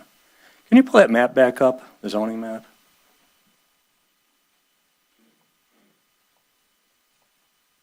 You have that ROS section right up there, that one, right there. No, over where you're just, right there. Yeah, what can you do there? I mean, I owned that property for years. I was going to build on it, and now you're telling me I can't. What does recreational open space mean? Can I have hunting there, airboats? Can I fence the property off and So again, the public comment is not a dialogue, a back and forth. Okay. We take down all the public comment, and then afterwards, we Okay. will address everything that's brought up. I'll answer that question. Thank you. Okay, those were my questions there. Thank you. Hi, my name is Paul Oliveri. I own an Airbnb at 30531 Mance. So, yeah, Airbnbs are a terrible idea, and unfortunately, you get renters in there that cause a lot of problems. We've had problems at ours. We hired a management company called Freshwater, and Freshwater, made the adjustments. Early on, we opened up at the end of 2023, and immediately had 2-night rentals and had guests come, and we had a lot of problems. The neighbors had problems with them. We had problems with the house, and I considered even just selling the house. But with the adjustment that we made to the cost of the house and the nights the minimum nights rented, we found that the problem went away. Now, the issue with the other people that are here and the management of the houses that they live next to is a lot different than the management of the house that I own. And possibly the neighbor that lives down the street from me, she has one as well. Is it possible? I mean, I know that if I had an Airbnb next door to me and it was improperly ran, I'd be standing here complaining to get rid of Airbnbs. My proposal would be to give the people that own Airbnbs in Harrison Township the chance to get a license to own an Airbnb in the city, in the township, and do the same thing you did with the marina. You know, every 2 years, have all my neighbors come up and say, hey, you know, we have no problem with it. Or propose, you know, I propose the issues that I'm having, let's talk about it, and then you can deny me or accept me. Give me so many, if you deny me, give me so many months to clear out the rentals and the bookings, and then sell the property. Because I really can't make it a long-term rental like, you know, you can as like a marina from a boat rental place, you know, to a marina. I can't just switch it. It's not going to work financially for me. So that's kind of what I'm asking. Now, the other thing too is how many, I mean, I don't know if you guys know how many Airbnbs are actually in the city. Google has a number. I don't know if you guys know the number. Hey, you've hit your 3 minutes, make the last point. Okay, so all I'm asking is, it's just, you know, is there a way that we can keep these Airbnbs alive in Harrison Township, but regulate it? Thank you.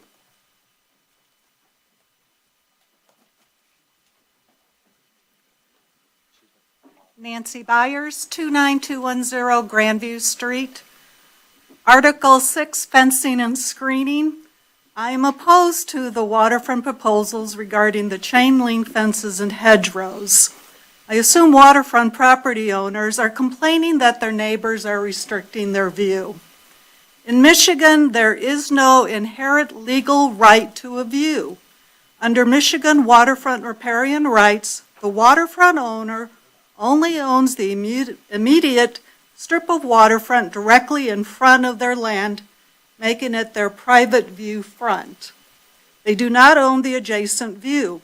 What the township is proposing by ordinance allows a neighbor to borrow the view. A waterfront property owner may have paid $1 million for that $1 million view, but does he have to share it with his neighbor? Again, the only view you own is the front of your waterfront property. The township is proposing that a chain link fence is not allowed 30 feet from the seawall because it is not decorative. A chain link fence offers more visibility, making it highly transparent with typical weaves leaving 85% or more open space. The decorative fencing the township is proposing has 60 to 70% open space. Chain link is more safe and secure for small children and pets. A waterfront property owner should be allowed a reasonable use of their property to protect and secure it with the chain link fence. All views are not beautiful, and several need to be screened. The township is proposing eliminating hedgerows 30 feet from the seawall. Again, the purpose of this proposal is to allow a neighbor to borrow a better view. In general, there is no property right to a nice view. Your neighbor can grow trees on their property even if they're in front of your window, blocking your view and sunlight. Neighbors have no right to the light or air. A waterfront property should be allowed a reasonable use of their property, which means they should be allowed to garden and landscape their property for their personal aesthetics and enjoyment, even if it impacts the neighbor's view. Besides, some views may not be beautiful. A view of several boat wells, some derelict, with a variety of boats, some derelict, is not a great view. Having hedgerows preserves each individual property's economic value from undesirable views. The township promotes and protects this in Article 7, Landscaping and Environment, Section 7.01. And I just would like to say that you mentioned it today, that you can legislate to the seawall. You can't legislate what's in the water. However, that's where the ugly view is. It's in the water. And without a hedgerow, how can I screen that? Thank you. Thank you.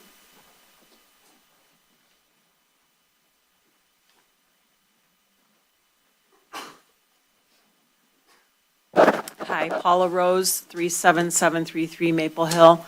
I'm here tonight to address the short-term rentals. We've had probably about 5 to 7 Airbnbs pop up on our street, and it does change the feel of the community, the aesthetics. There are no neighbors anymore. We took a walk just as, it's getting darker earlier, so we took a walk, and it was so dark on our street, just because the homes are dark. They don't even have a light on inside or anything. It's just an ill feeling. We came into the neighborhood wanting this bedroom community, and that's what Harrison Township's always been for us. What do we do now about those homes that are running Airbnbs? I don't know if they're registered properly with the township or not. What is going to be the plan? So that's, I guess, my concern.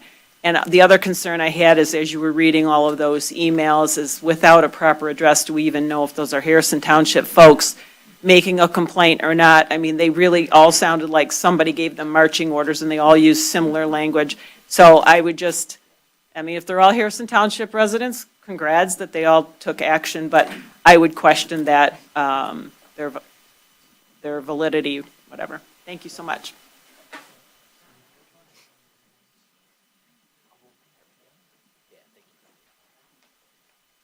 Hello, Jackie Dankert, 30300 Mance, and I was one of the emails that you read. And indeed, I am a Harrison Township resident. I have lived in Harrison Township literally most of my life. We moved here when I was 3 years old to Point Rosa. We moved over to Venice Shores, where my parents bought Dave's Party Store, which then subsequently became Dick's Party Mart, and I've been in this township for literally, with a short jout over when I got married and back, but I could not wait to come back to Harrison Township. My husband and I have lived here now continuously together for over 10 years. He is also a lifelong Harrison Township resident. We love this township. When I was a child, we would go down North River Road. We saw cottage after cottage after cottage. Were they empty during the winter? Oh, yes, they were. They were dark. They were empty. We had a lot of fun in them. As young teenagers or young children, I know this for a fact. So why am I here? I love our Airbnbs. I love the fact that I can have my family come. They're right down the street. We have family from Chicago come in. My parents, who are snowbirds, that also lived in Harrison Township for many, many years before they moved to Florida. They come in. That's the perfect place for them to stay. They cannot stay at my house because they're in their 80s and our bedrooms are upstairs. So what do? Do we send them to the Roof Motel? That's our only option in Harrison Township. Do we all want to have our parents at the roof? Because that's it. We have no lodging. The Airbnbs here that I know personally of, most of the Airbnbs in Harrison Township, most of their visitors are fishermen, families. It goes all the way around. I'm in my Women in Wine group the other day. Some of you on the board may know about the Women in Wine group. I think I know some wives, but I've spoken to them about this, and they're like, what? We got family coming in, for the holidays, and they're going to stay at this man's house on Mance, this man right here.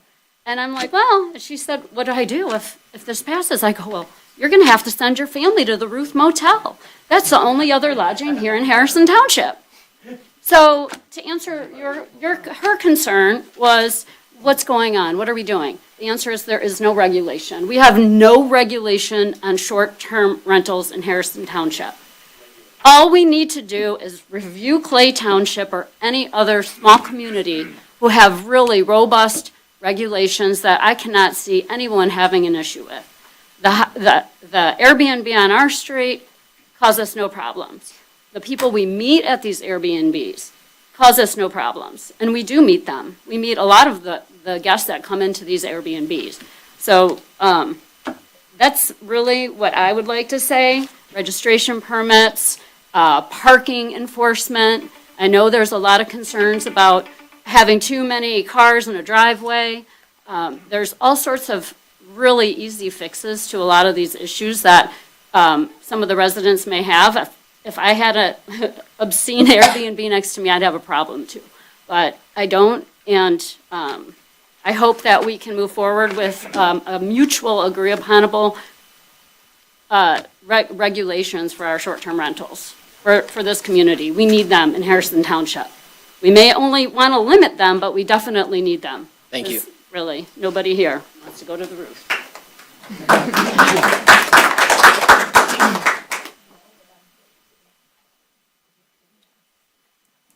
There are, yeah, if you.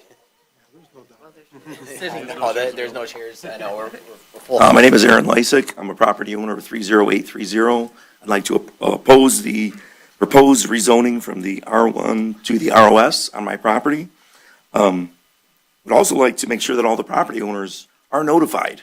I know of at least 4 that have not been notified, me being one of the 4. And just after the sale of one of my properties, the new owner finds out after the fact of the zoning change, which I hope nothing becomes of that. So I'd like to oppose that change. Can you clarify the property? That is the property on the corner of Macomber and South River Road. Do you have Which an is- address? It does not have an address. It is a vacant piece of parcel. It is adjacent to 39670 Macomber. It is a 4 vacant lots. Okay, thank you. And the new owners are Bob and Mary Nahart. Thank you.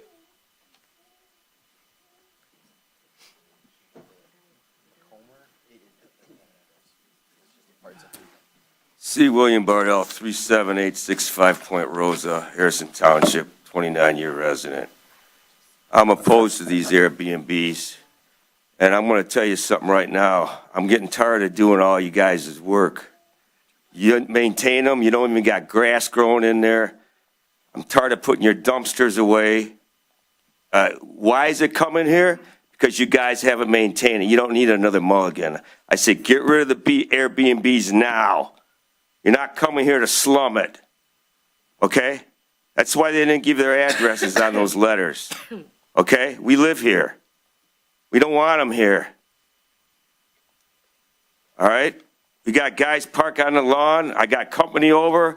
I got this hot dog still got his dumpster on. I got people coming over for the holidays. It's been sitting out there a month. Regulation ain't gonna do it. Then the township's gotta hire more people to regulate it. Doesn't end. It didn't work. You guys didn't maintain your stuff. I shouldn't even know it's an Airbnb. I should have no inclination. You're trying to pull a 40-foot boat in a 40-foot long boat on a 40-foot wide canal. They were pulling the mailbox out and throwing it on the ground. Opening the front door, no screen. Bugs coming in laying eggs. Come on, man. We don't want them here. Why do you think it's here to the board? It's been a problem. It's been an ongoing problem. We don't want it. And get a hotel. You go on your phone, you crunch up, and get a hotel ahead of time. It's not a big deal. You can have company. You don't have to have these Airbnbs. Have them in your neighborhood next to you. We don't want them here. It's been too many problems. Speak up about it, you guys. We don't want that. We don't want that stuff here. We live here. This is where we live. Put it in your neighborhood. Put it in Shelby. Put it wherever you live, Bloomfield, or wherever those people live. Put it in your neighborhood. We don't want it here. You guys, you already proved yourself. You already proved it. All right? Keep buying houses. Flip houses, whatever. Sell them, whatever. You can make money. Don't make money on us destroying our township. Thank you. Thank you.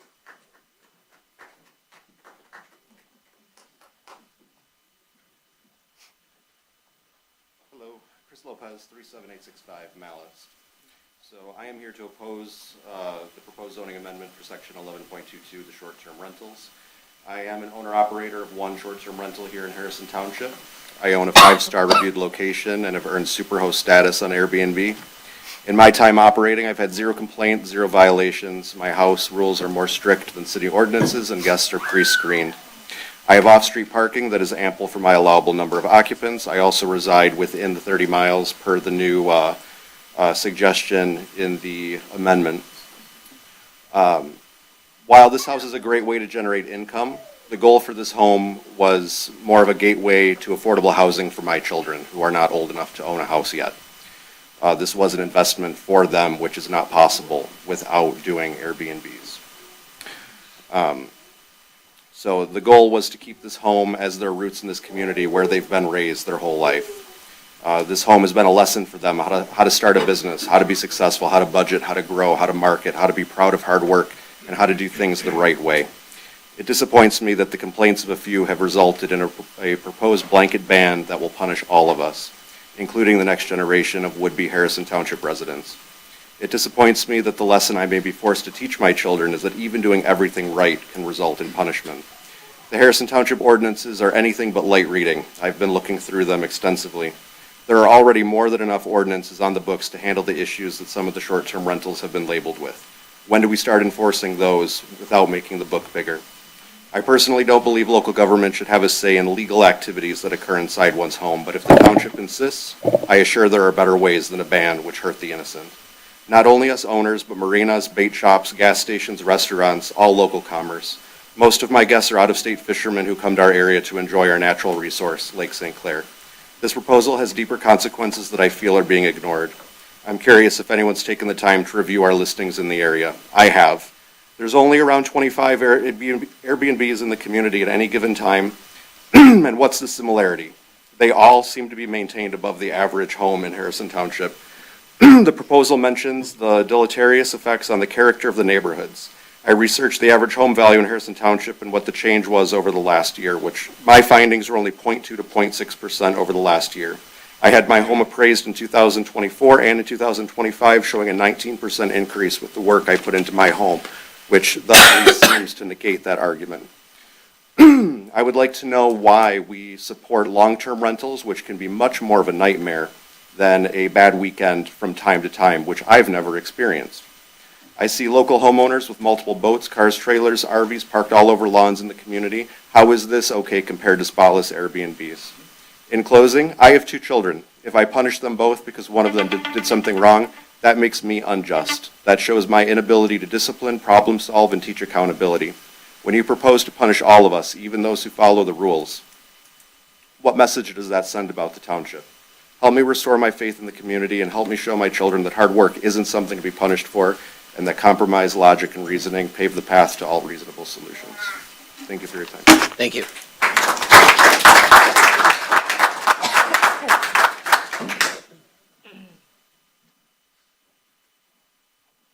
Hi, my name is Dominic Mayuri. House is on 41285 Belvedere. I do have a question on the R1D, but I don't want to do it during this part. I need some help later to make sure that I went through a lot of efforts and money to get non-compliant into compliance so I could have 3 lots back, and I did that. So I just want to make sure this isn't changing anything, but I would like to get some help later. I want to address the Airbnb. I also have an Airbnb in Harrison Township, 37792 Siesta. My tenants are 95% fishermen, as the gentleman said before me. I only have a 4.9 rating. But the people that go there, my neighbors actually engage with them. Sometimes they treat them fish for the propane if they're needed for the barbecue. If they don't catch any fish, they're going out to eat all the time because they need to eat still. I believe long-term or short-term, either way, you still have to have proper, rules. Because whether it's long-term or short-term, the issue is the same. It's not a resident.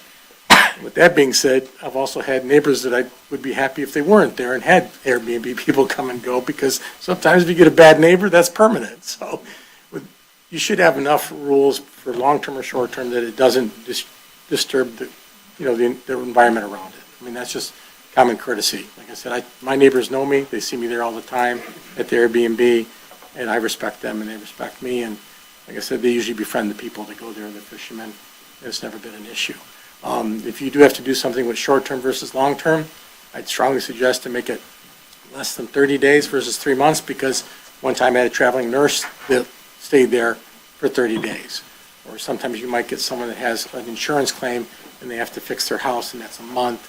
So less than a month would equivalent to short-term, but 3 months is a little tough. Nobody's going to come here from November to January and rent for 3 months. My Airbnb is currently vacant, but it's still well-maintained and taken care of all the time. So with that being said, I'd like to grab somebody maybe after the meeting is done about my particular lots at 41285 Belvedere. Yeah, please Thank- speak to us afterwards. Thank you so much.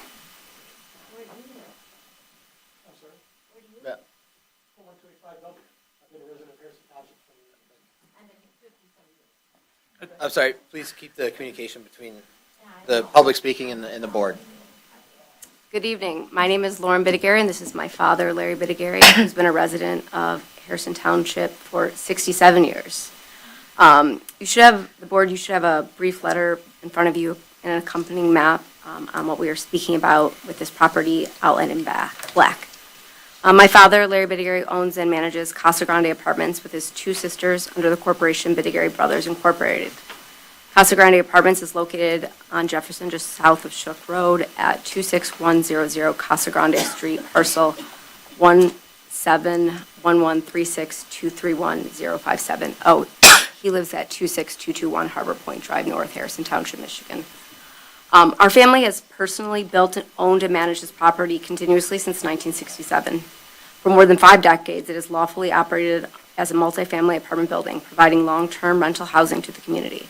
Many of our tenants have lived there for decades, and the property has been consistently well-maintained and regularly inspected. Our reason for speaking tonight is very narrow and specific. Casa Grande Apartments is an apartment building. It should be mapped as RM2. As shown on the draft zoning map, several existing apartment properties in Harrison Township, including Clinton Manor Apartments, the Glens, are proposed to be reclassified from RM1 to RM2 in order to preserve apartments as a permitted by right use. We spoke with Adam from Wade Trim, and he suggested that our property may have been overlooked or miscalculated during the mapping process due to its proximity to the condominiums next door. We are not seeking any special treatment or expansion of use, only the zoning map accurately reflect the long-standing lawful apartment use of our property. We respectfully request that Casa Grande Apartments be mapped as RM2, consistent with other existing apartment properties. Thank you for your time. Thank you.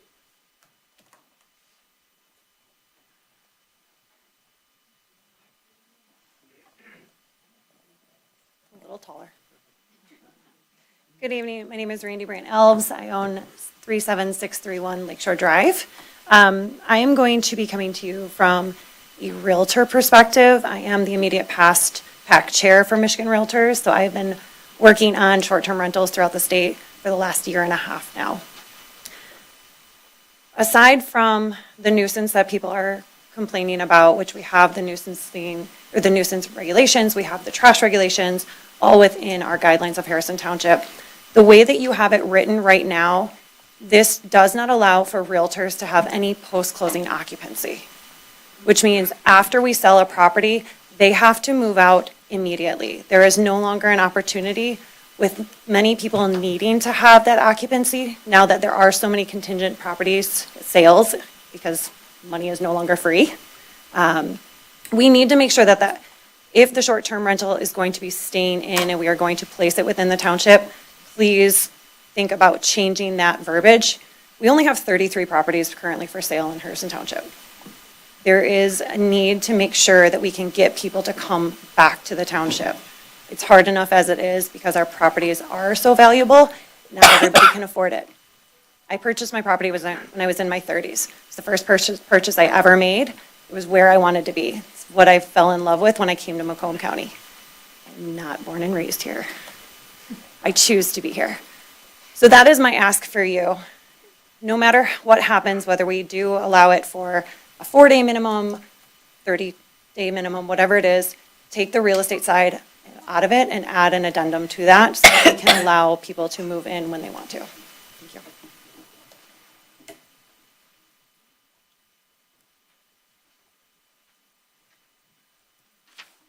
Good evening, ladies and gentlemen. My name is Paul Thone. I'm at 38701 Town Hall. My property is zoned R1B. I've got 2 lots. One is 90 feet wide, one is 76 feet wide, and there's 200 feet in depth. Now, I believe that those are non-conforming uses. Will I still be able to sell those 2 lots? Under the new registration? That's my question. Also, I have a fence that's 8 feet high. Now, it appears that you're going to be reducing them to 6 feet high. Will I still be able to keep my fence? Can you answer that now? Again, this isn't a dialogue. We will take down all the comments and questions, and then we'll go through and address them all at the end. And who would I contact about this? You can speak to us afterwards. We'll address this all after all the public comments done. Other than that, you can always address the township building department. Fair enough.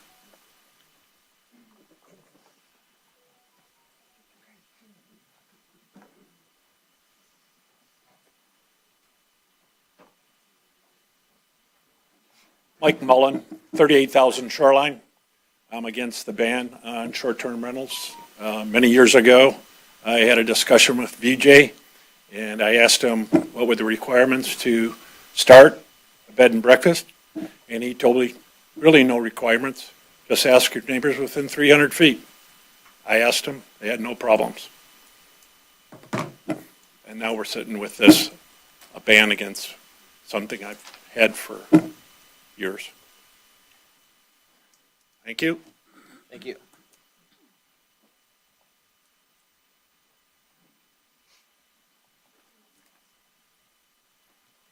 Hi, my name's Ian Weaver, 38355 Shoreline. I'm speaking on behalf of my wife Lisa Weaver and myself. We're longtime Harrison Township resident, have lived in the community for over 20 years. We appreciate the opportunity to provide comments regarding proposed zoning ordinance changes related to short-term rentals. We understand and respect the township's goal of protecting neighborhood character and preventing nuisances, particularly in the waterfront community where parking, noise, and property maintenance is important concerns. We support reasonable regulation that directly addresses those issues. We currently operate a responsible managed short-term rental in our township. Our property has been used to help families displaced by house fires, insurance claims, and emergency situations, as well as visitors, tourists, and they all support local businesses. We have had no complaints related to noise, parking, disruption, and we maintain the property to a higher standard than many long-term rentals. In fact, when our property was previously used as a long-term rental, it suffered repeated damage, poor upkeep, and negatively affected the appearance in the neighborhood. Since converting to a short-term rental, the home has been well-maintained, closely monitored, and constantly improved, resulting in a positive impact rather than a negative one. We are concerned that the outright prohibition of short-term rental in the resident district goes beyond regulation and may unnecessarily restrict responsible property owners. Michigan land principles generally favor reasonable regulation over blanket bans, especially where there's no evidence of widespread problems or documented harm. We respectively encourage the Planning Commission and Township Board to consider a balanced approach that allows short-term rentals to operate under clear, enforceable standards such as registration, occupancy limits, parking requirements, and local contract rules. These measures directly address concerns while preserving property rights and community benefits. Thank you for your time, consideration, and service to Harrison Township. We appreciate the opportunity to share our experiences and welcome continued discussion and fair practice solution. Thank you. Thank you.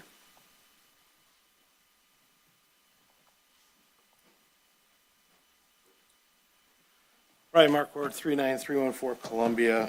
I'm switching gears here a little bit on this, and I'm here to talk about the group, the daycares, the adult foster cares, things like that. I know that some of that has federal things that you have to be pushed into there, but, you know, I retired from East Point Fire Department as fire chief. I was the fire marshal prior to that. So I sat through all these zoning ordinance things and redid all that, and I saw what those things do. I saw the rental inspectors go in because they have to give them time to go in to do the inspection. They go in, all they do is move the people out and go on a field trip for the day, and they take all the beds and they put them in the garage. So they have more people in there than what they're supposed to. You know, to me, it's more of a business because the person isn't living there. It's not like a daycare with children where a mother is, you know, having, runs a daycare out of her home, right? She lives there. These people don't, this person that owns it doesn't live there. And so all they're doing is operating it as a business. It does put a strain on our city services, especially fire, EMS, because they have to respond more to these. So anything that we can do to discourage this from moving into our areas, I believe that we need foster care for, adult foster care and these things, but they should be in a business area. They should be not located in a residential area. People didn't move into a residential area to have a business run out of a home next door to them. So, all right, thank you. Thank you.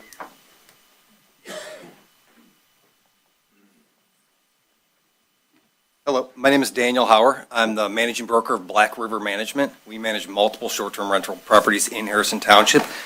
We manage roughly 40 short-term rentals throughout the Metro Detroit area. I can tell you from our experience that our properties are five-star properties. We have had 0 police called to any of our properties at any point in time. We monitor the exterior of all of our properties with cameras to verify no parties are going on. We have electronic locks that tend to alert us if people are doing things like that. A ban is essentially a revenue cut for the entire township, right? You're cutting out restaurants, gas, groceries, bait shops, marinas, bars, coffee, local retail. You're cutting out, there's jobs that hotels don't replace. We don't have any hotels in Harrison Township. I've lived here my entire life. I graduated Lance Cruz. I am a lifelong resident. This policy reduces property investment and neighborhood upkeep. Aside from what one bad actor might say, our properties are maintained better than the properties on the streets they're on. It's not even a question. We have people who come, their job is to just take the garbage out and then bring the can back in. We have snow people, salt people, lawn people, maintenance people there every day. We have local cleaners who are in the area who go and maintain these properties. They're then reviewed. We keep those people employed.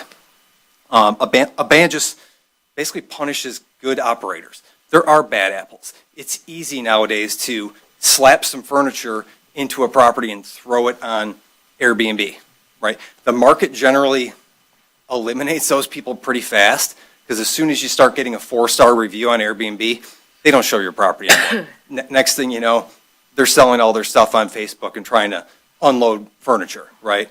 So the market deals with a lot of that, maybe not as fast as people would like and neighbors would like, but we're just proposing some common sense rules, some actual thought that goes into it, and not just saying we want to ban every short-term rental in a residential area just because it's in a residential area. Just common sense thoughts and rules and compliance from the owners and the management companies is all this really takes. All we're asking is just give this a little bit of time, work with some of the owners. There's not that many short-term rental owners in the township. It would be relatively easy to work with them and the companies they hire to manage their properties to come up with some common sense solutions. And if you need to, I understand, cap the number of properties that are short-term rentals. But like Jackie said, are we sending everybody to the Ruth Motel? Are we sending the people who come to stay at Selfridge and need housing? Are we telling them, yeah, we can rent you a place. Just go get some furniture from Aaron's Rental, right? Never mind. Don't go to Harrison Township. We'll send you over to our property in Chesterfield or the one in St. Clair Shores or the ones we have in Clinton Township, because that's what's going to happen. When we have to displace the guests that are booked for our properties, we're not going to tell them, oh, sorry. We're going to tell them, hey, you know what? We've got a great waterfront property in Clay. We've got 4 in Algonac. We've got 1 in Chesterfield. We've got all these properties that are on the lake, and we know you're coming for a fishing tournament. You guys are coming here, you're with your $100,000 boats that you don't want to park at the Red Roof Inn, so all your electronics get stolen. But Harrison Township doesn't want you. We want to put you at this other place. So does Harrison Township really want tourism? Do they want people coming to visit and spend money in the community, or are they Just they got one angry neighbor and decided, you know what, let's blanket ban this and we'll move on. So that's really all I have to say about it. We really do hope that you give some thought to this, and we appreciate just listening to us. So thank you very much. Thank you.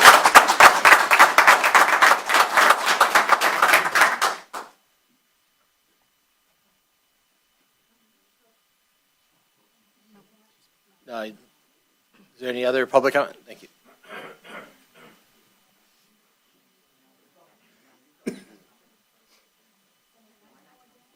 No, one, it's- one public. Hello, I'm Mike Pataki. I own multiple properties in Harrison Township. I live at 39243 Camp Street. I have a neighbor, full-time neighbor across the street, never puts his trash can away. I go across there all the time, put his trash away. I have a neighbor that lives 3 doors down. He's a snowbird. 6 months out of the year, his lights are never on. Spooky house. My kids are like, that's the spooky house. All of these stories can come up in many locations. What I do want to say is I've had bicyclists, 6 at a time, coming and staying in one of my Airbnbs. They get together, they get on the path, and they ride all the way to Stony Creek and back. Amazing to me. I've had military families come in. I've had displaced people, burn down kitchens, some of the stuff you've heard. I think there's enough to hear about all this, but the good stories are people love coming in here. They come from Indiana, Ohio, Illinois, all over. I've met so many wonderful people that love Harrison Township. They book twice, they book 3 years in a row, all the time. Repeat customers coming in. They enjoy this area as much as I do. Harrison Township is immaculate. Love it. Bad seeds, yeah, that's going to be with any business, right? But putting a straight ban on this, I think is a no for me. So, thank you. Thank you.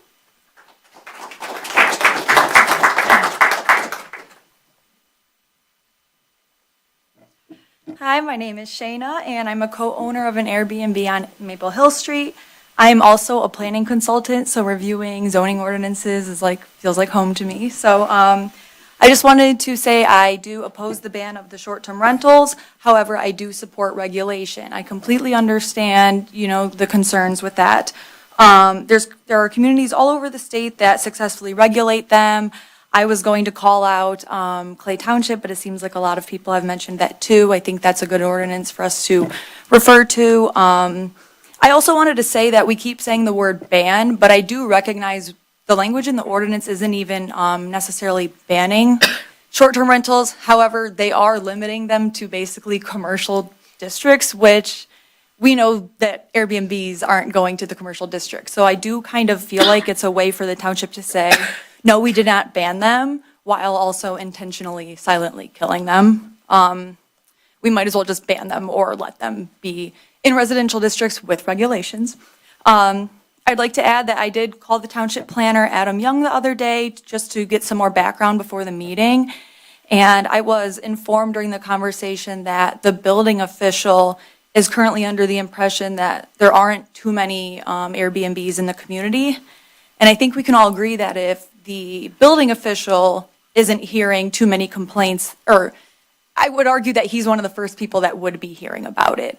If the building department isn't even on their radar, I would say that going from 0 to 100, from no regulation to outright banning, is completely unjustified.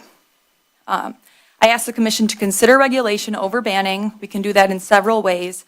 I have complete confidence that the township planner, Adam Young, can come up with language that mutually benefits the township and all of its residents.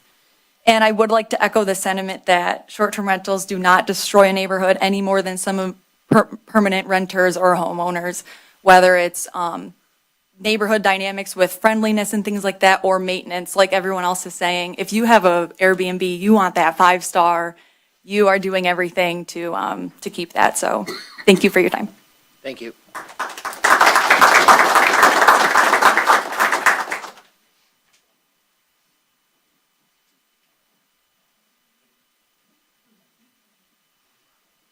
My name is Barbara Zinner. I live at 38400 Elmite. I live right around the corner.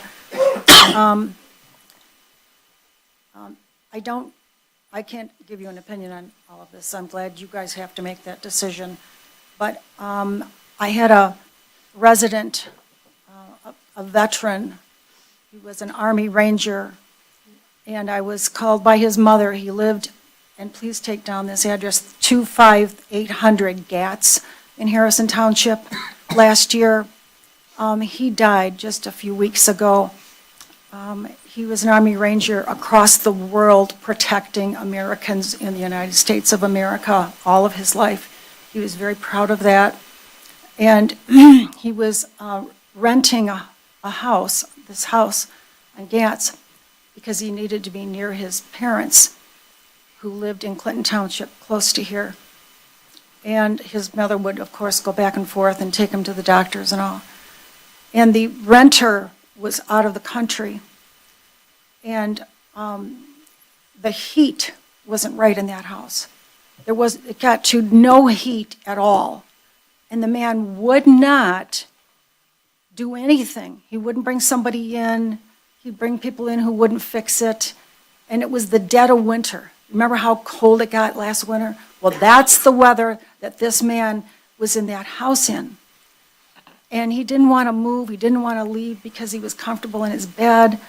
And I just hope that you're able to remove that owner from Harrison Township, because I know I don't want someone like that having a house where any of our people, anybody, has to possibly be in a situation like that. It must be a terrible person that would do that to anyone, especially one of our veterans, and he knew how ill he was.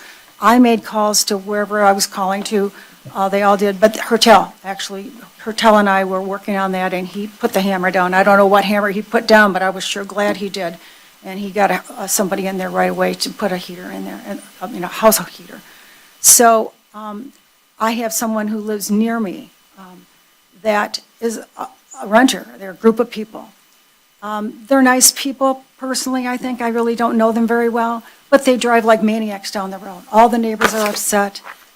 They've got a lot of situations in that house, nothing drastic, nothing dangerous, but these are people who rent houses who are not in the area at all.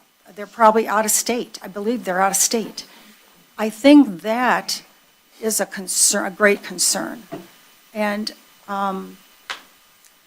our citizens deserve better. We work hard and the whole thing. I understand. Thank you very much. I wish you would consider those things. Thank you all.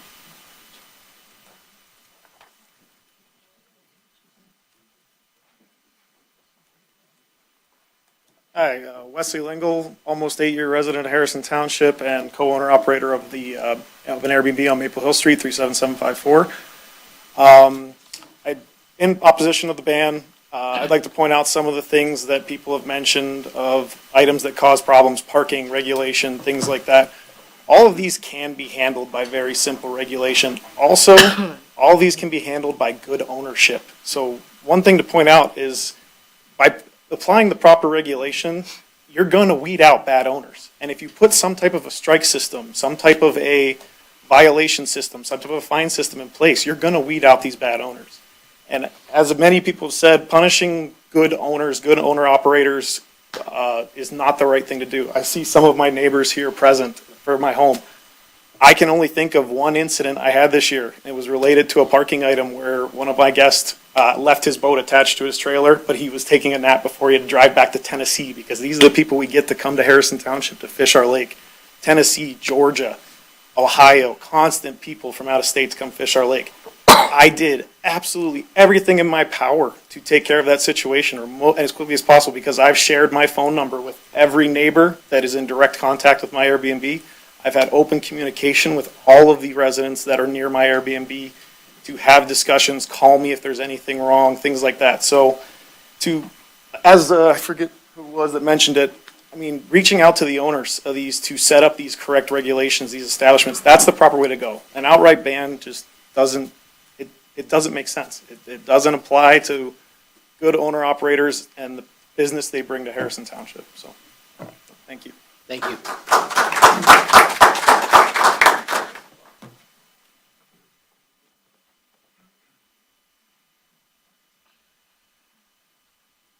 Hello, My name is Scott Zemmons. I have two properties in Harrison Township. 37925 Cherry Lane is one of them. 29658 Old North River Road is the other. Both of them are short-term rentals. We use them as our family as well. By trade, I'm a real estate broker for 22 years. I'm a landlord. I own just over 50 homes, and I deal with multiple cities across Oakland and Macomb County, and keeping my properties licensed and inspected and repaired. I can tell you that my short-term rentals are the nicest properties I own. The repairs and stuff that people are complaining about, you should see what happens in a long-term rental. When you have a home that someone has lived in for 6, 8 years, things just happen. I mean, wear and tear, the conditions of the properties are just not maintained as well. I've made a life of doing this. I have my kids, and one of my companies is named after my children, and you'd be surprised. The amount of, the fact that, someone said we have dirt, I have sod, sprinklers, everything put in.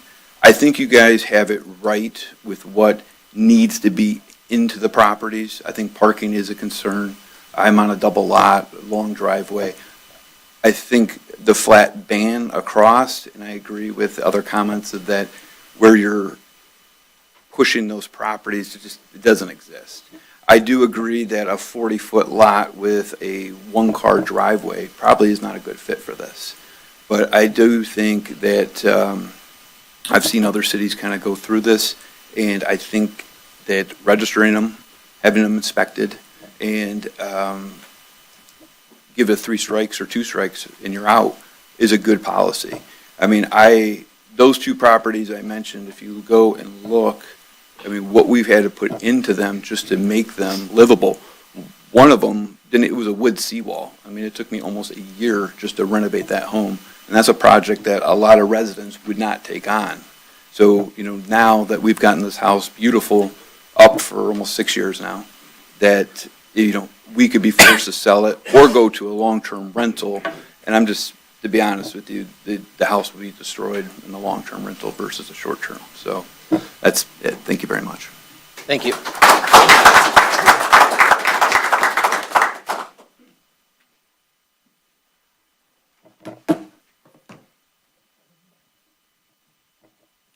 Hello, Mark Butterfield. Lived almost 11 years. I live at Blue Sky Mobile Park. I've cleaned up the place. I used to drive for a suburban taxi. I worked for a realtor that had listings for Airbnb. People from Canada, people from out of states, mostly from Arizona, California, and Florida. I'd be setting them up to these Airbnbs. I had a list of good places and bad places. I have cleaned up the park that I lived in. The police know me very well, mostly good reasons. And I truly believe this Airbnb, with a strike, stern punishment, can make this place a much better place. Because I plan to live here until I die. I want to see it all the better. Thank you. Thank you. That marina, 2 securities, 2 shifts, 2 on land, 1 in boat. We'll take care of all that first response. Just a suggestion. Thank you.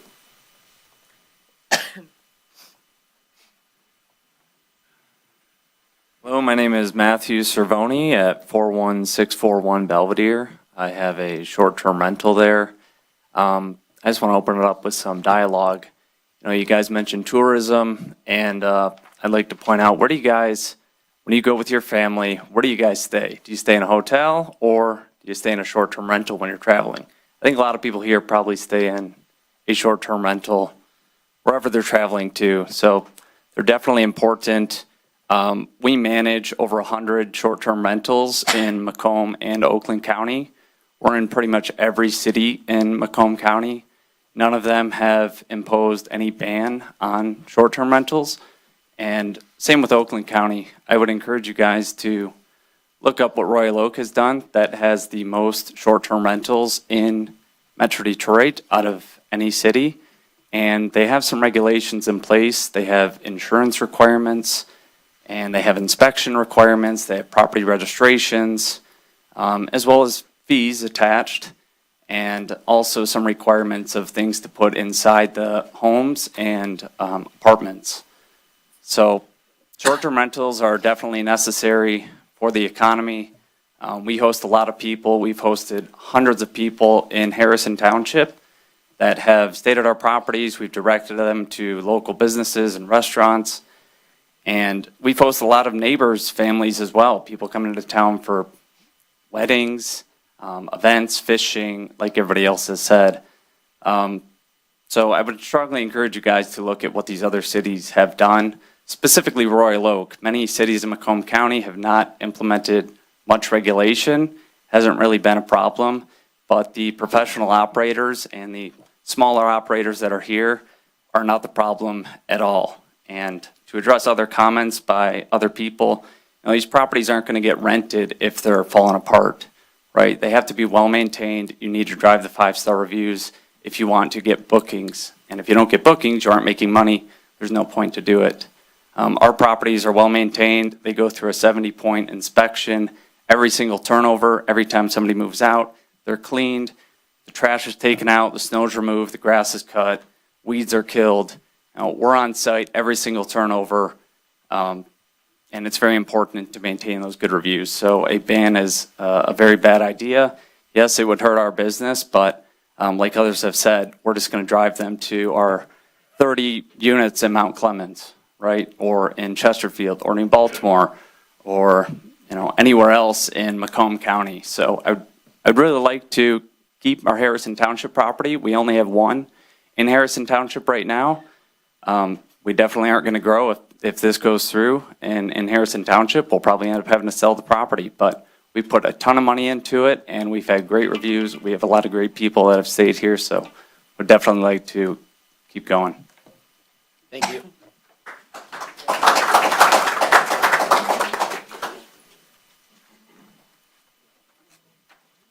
Pete Skirpin, 38862 Party.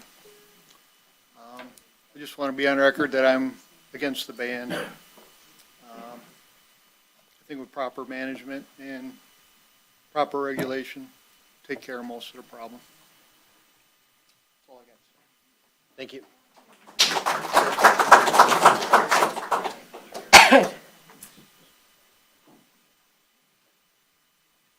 Do we have anyone else looking to make public comment?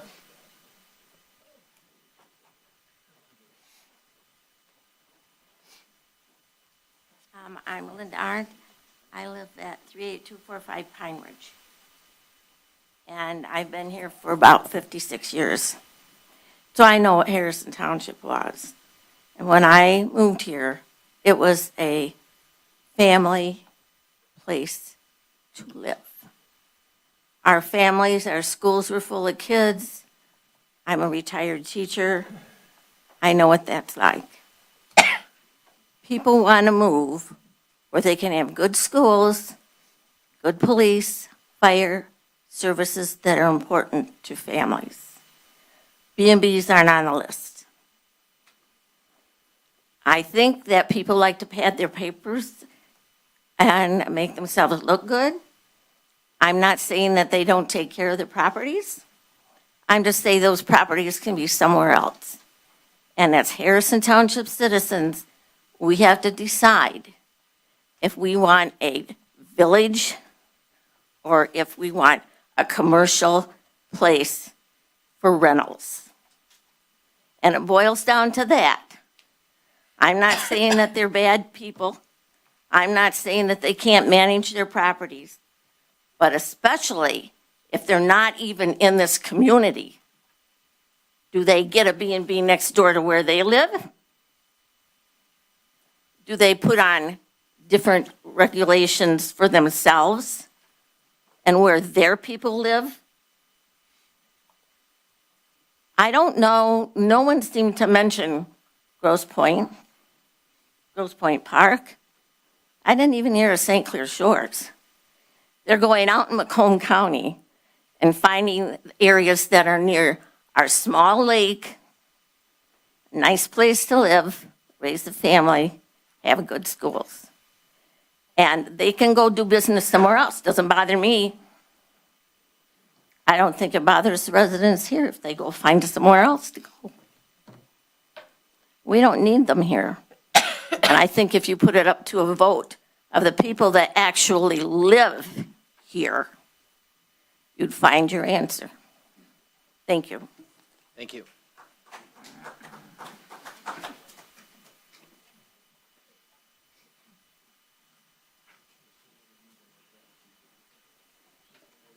Deb Brazen, I'm co-owner of 37690 Elm Lane. A couple of years ago, my friend came to me.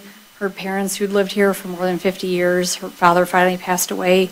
The only way she could keep her home and her family was for us to pool our money together and make that home into an Airbnb. When her family's in town, that's where they stay. Otherwise, this is the way that we were able to keep it in her family. The first thing, I'm on my city's planning commission. The first thing we did was look up to see if there were regulations. There were none. The next thing we did was reach out to a management company just because we wanted to be good neighbors. We wanted to make sure that we were taking care of the property. We listened to everyone's input. Anytime, if there was any issue that came up, a friend's out there. She's out there once a week, even with the management company there. We want to be good neighbors. I do not support the ban, but I agree with regulation. And I do think that there are ways that we can continue to make this profitable and friendly and economical and neighborly endeavor for all. Thank you. Thank you.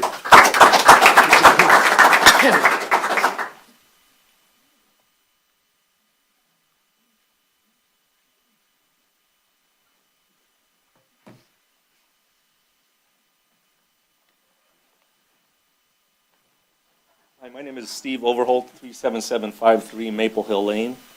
We moved here, my wife and I moved here coming up on about 3 years ago. And since that time, or since we've gotten to know the area, as I look out my front door, I have an Airbnb directly across the street from me, one next to that.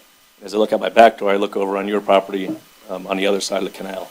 So I'm not necessarily a proponent of banning them, but I do think some regulation and oversight and maybe special use things where they come up and they're up periodically for review. I am very, very fortunate that the Airbnb across the street from me is owned by Wes and Shana, and they are top-notch operators, so we have not a problem with that. Obviously, we prefer maybe it is banned and you guys move back in, the only issue that we did have was the one time with Wes, and it was absolutely correct within 30 minutes.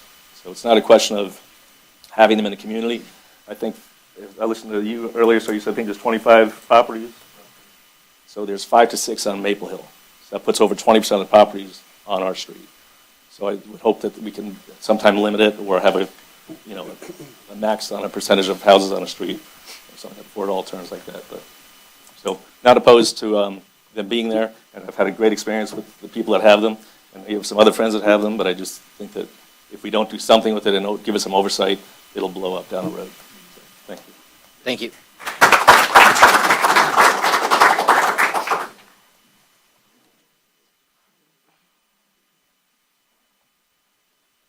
Is there anyone else looking to make any public comment?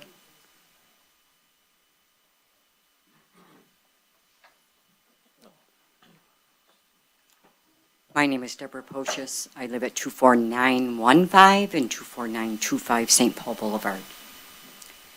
My property is considered a separate duplex. To go into my property, you have to go along 94, and I have a little space on both sides.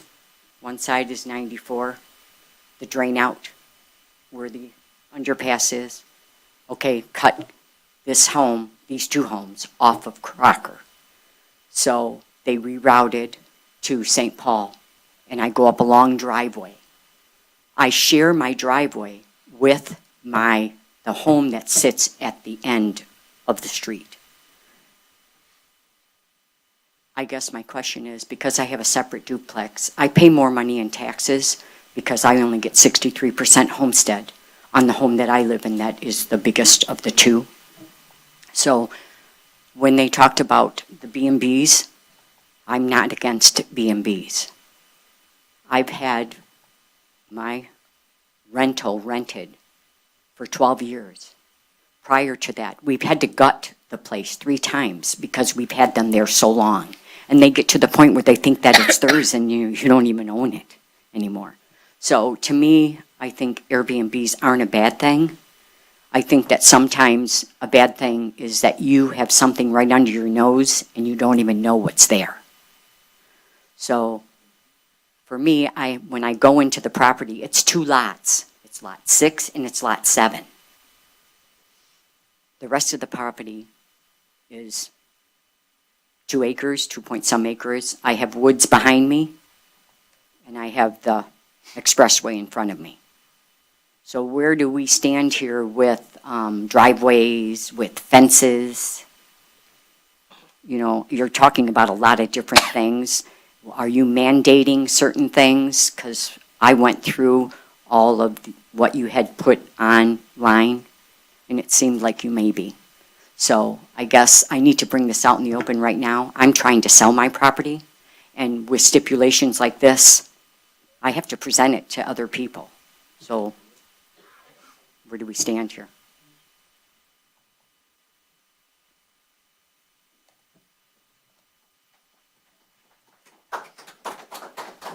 Are we good? Yeah.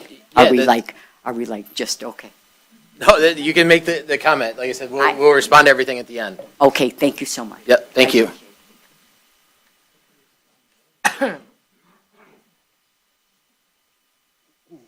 Anyone else looking to make public comment tonight on the proposed amendments to the ordinances?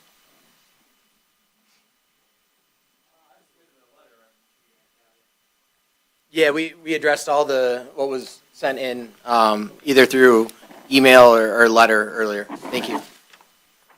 With that, we did have one other letter that wasn't mentioned earlier. The person that sent the letter, I believe it was the owners of the Casa Grande Apartments, did send a letter. We did want to formally recognize that they had sent that, but they also spoke here tonight.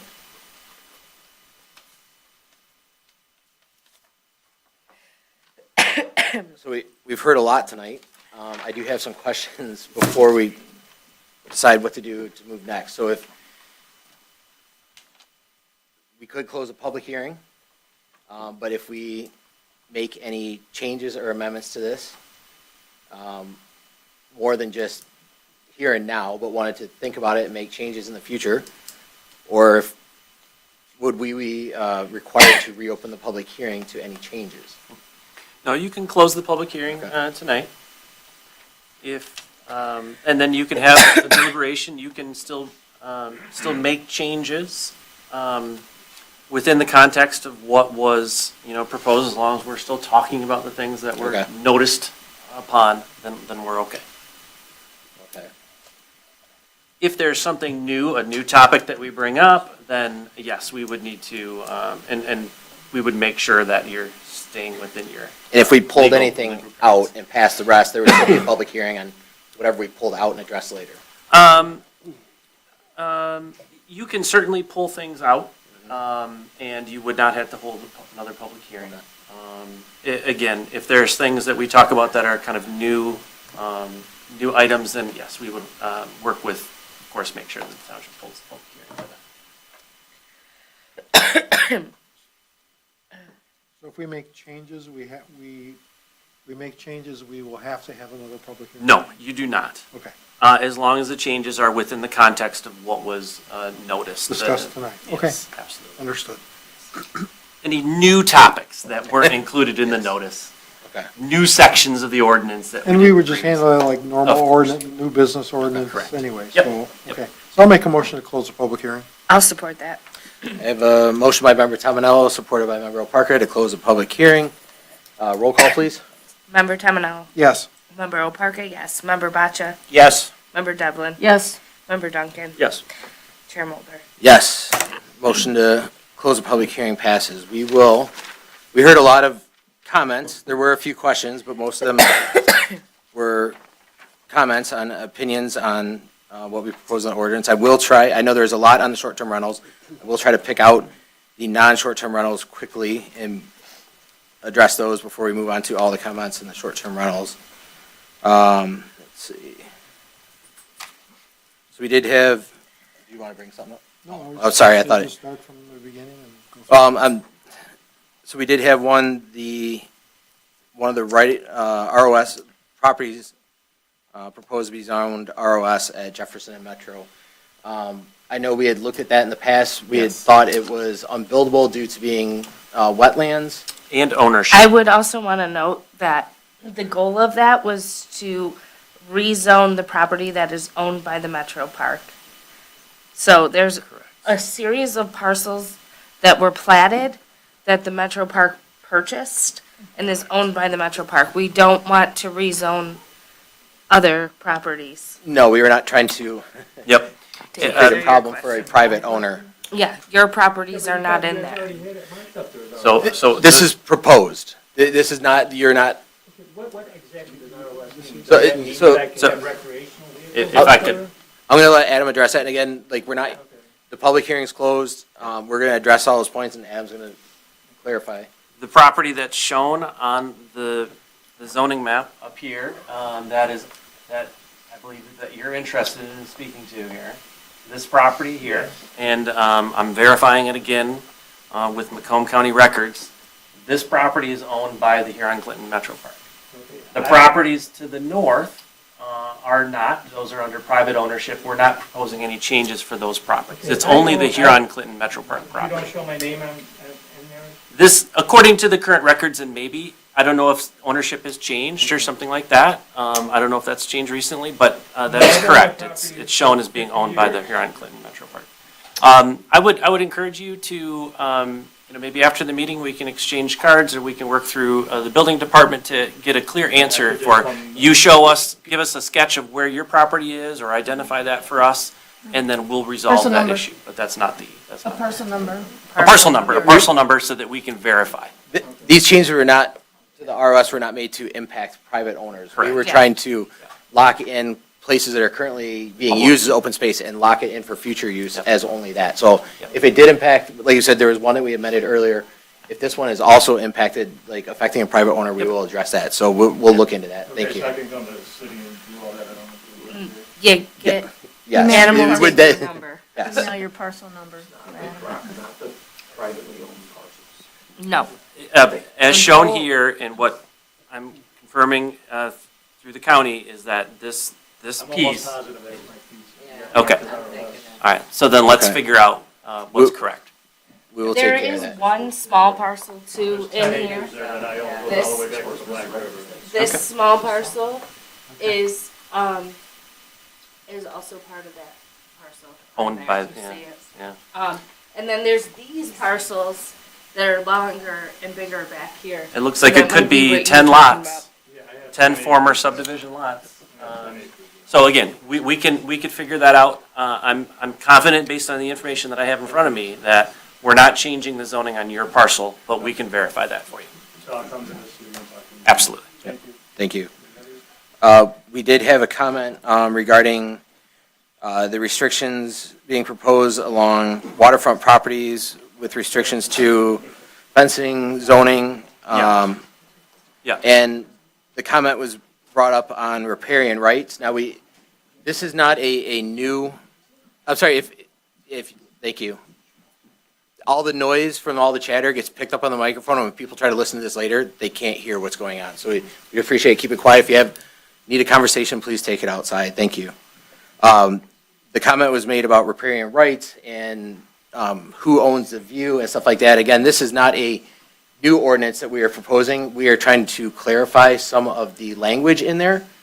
And my understanding on riparian rights is that is to inland waterways and streams, and you do not have riparian rights over, like, for example, Lake St. Clair and any federal waterway. That is my understanding.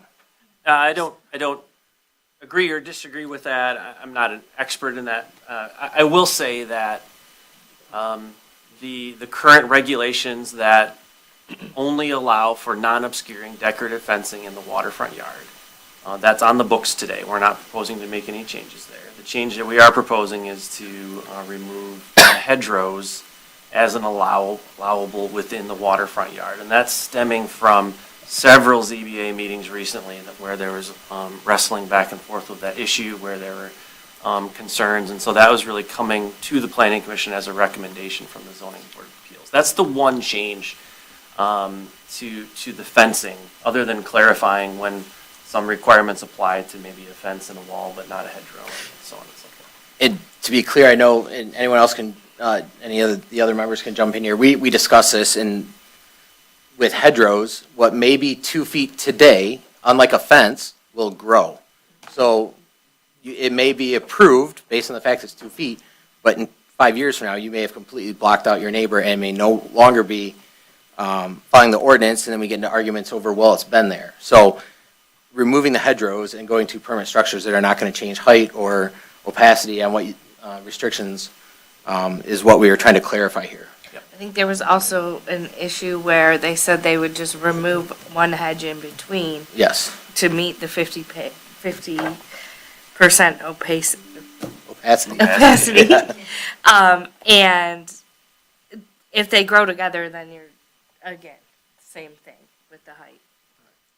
And also along with this, there was a comment about not all views are beautiful. Now, I'm not disagreeing with that, but that is a blight issue that becomes a township enforcement issue. Like, you may not look the way someone's place looks, but if it is a true blight issue, that becomes a code enforcement. And that's something that is already regulated into the ordinances. We're not going to change that. It needs to be addressed, not by changing this ordinance.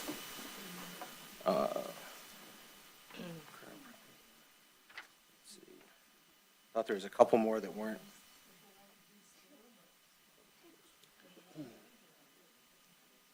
There's a comment about the reduction of fence height, because the owner currently has a fence higher than 6 feet. And I believe that we were not changing. No. 6 feet has always been That's the correct. limit. That's correct. No changes to fence height anyway. 8-foot fence, he said.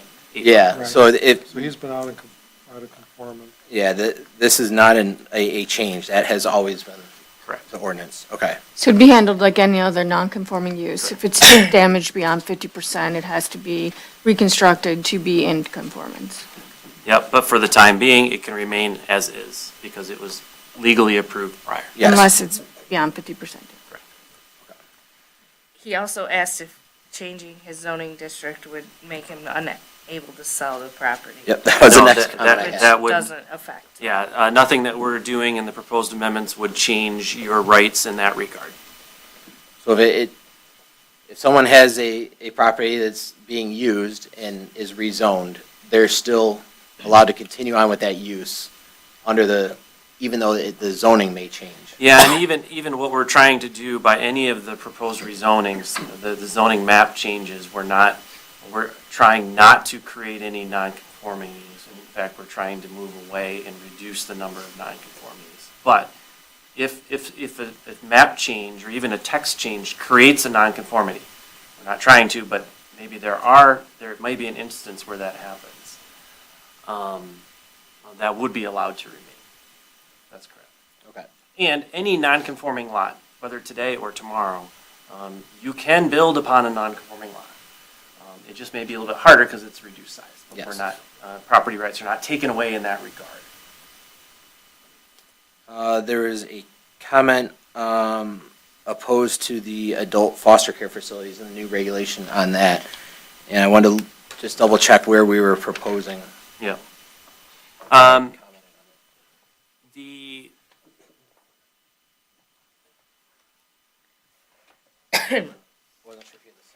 So we're not proposing any changes to where family daycare homes are currently allowed in all residential districts as a use by right. And we're not proposing to change where group daycare homes are currently allowed. Both of those are state licensed. Those are allowed in the residential districts as a special land use. That's consistent with state law. State law says that we shall allow a family daycare home as any other and treat them no different than any other residential use. But state law says that for group daycare homes, we may choose to permit them through the special land use process. So that's what we've done. For adult daycare, adult foster care, similar, if it's a home that's 6 people or less, like a family daycare home, principal permitted use, and in fact, state law says again that we need to treat them as any other residential property. But where for a small group home, adult foster care, we're allowing them only in a couple districts as a special land use, so similar to the group daycare. So I think the comments are worth noting, and we do have to be careful about group daycare because they are within neighborhoods. But at the same time, we do have to work within kind of what the state has established as the framework. And our hands are we're kind of handcuffed in that regard. So we can't just say no to those. And the adult foster care facilities, I mean, they would be a special land use, so residents Correct. immediately affected Yes. by those would be able to come in and provide comment. That's right. So, Yeah.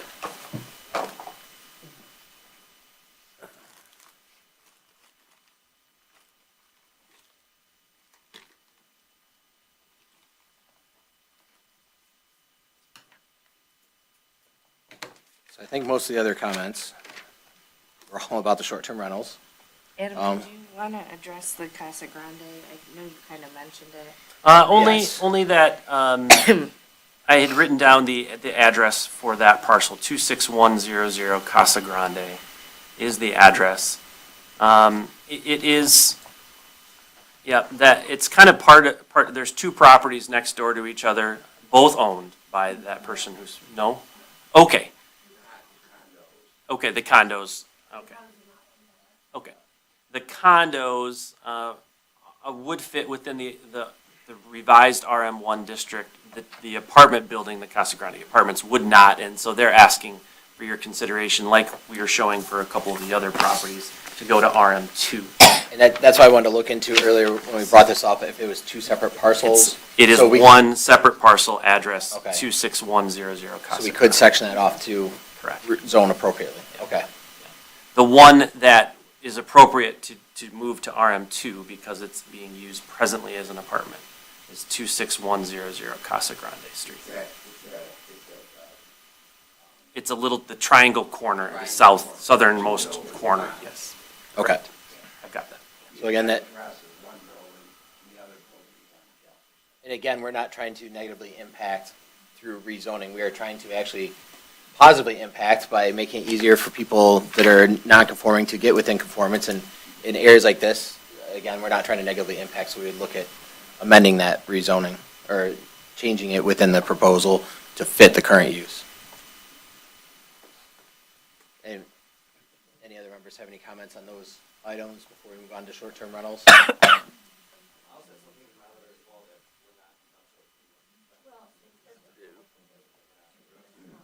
So, Comments are closed. so the public hearing is closed.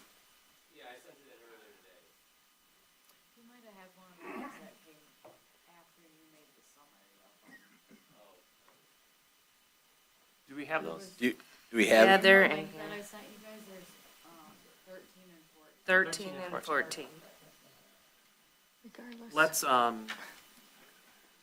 We can read those. I would say, let's read those into the record. Do we need to reopen the public hearing to read those into the record, or can we just read them into the record now?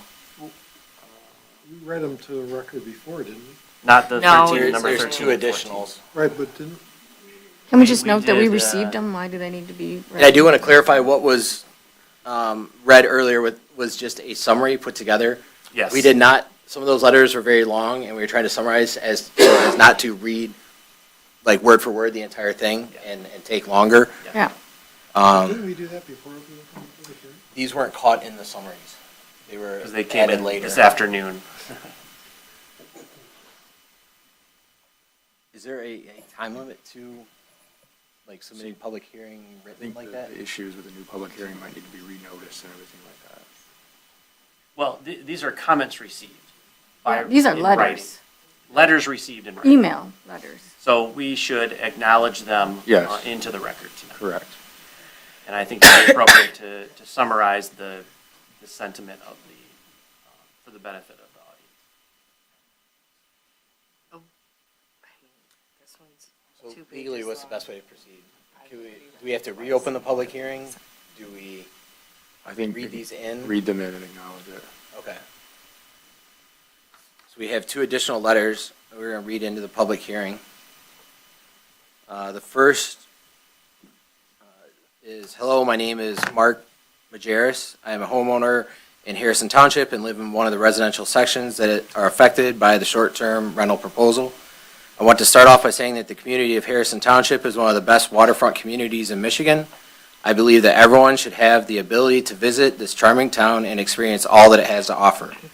The lake and surrounding businesses attract attention from all over the country, making people want to visit and recreate, even for the locals who live in nearby cities. This natural resource in our backyard means we have the responsibility to make it accessible for all, not just residents. As much as Harrison Township is a tourist destination, there are not enough lodging opportunities to support the wants of those making the trip. This proposed ban on short-term rentals would displace those people to neighboring cities like Roseville or Chesterfield, which are far from the boat launches, bait shops, and parks that these guests use.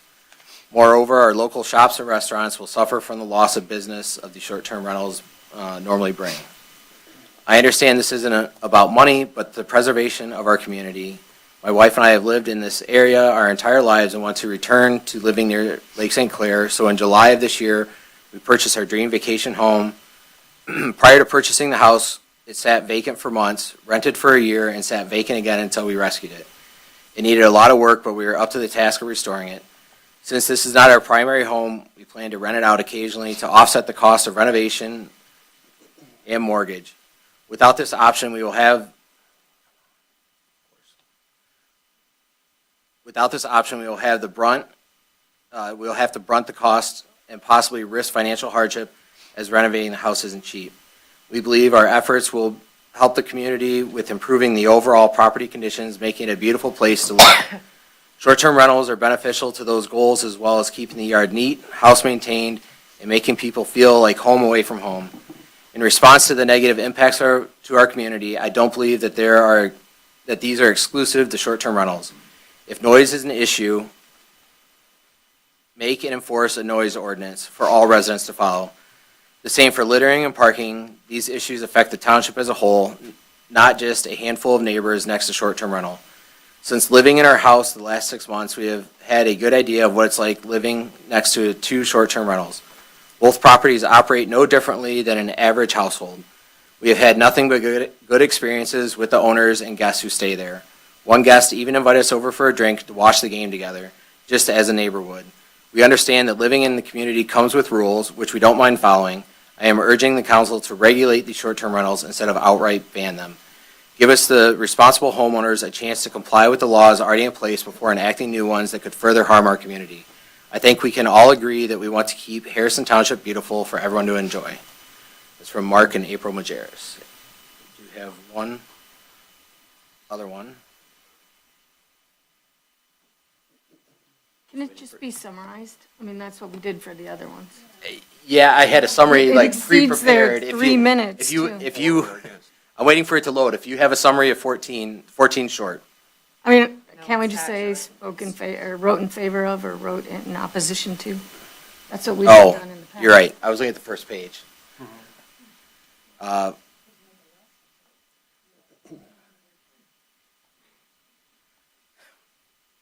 Would you have a summary for 14? No, I would Okay. be just interested in, are they in favor or are they opposed?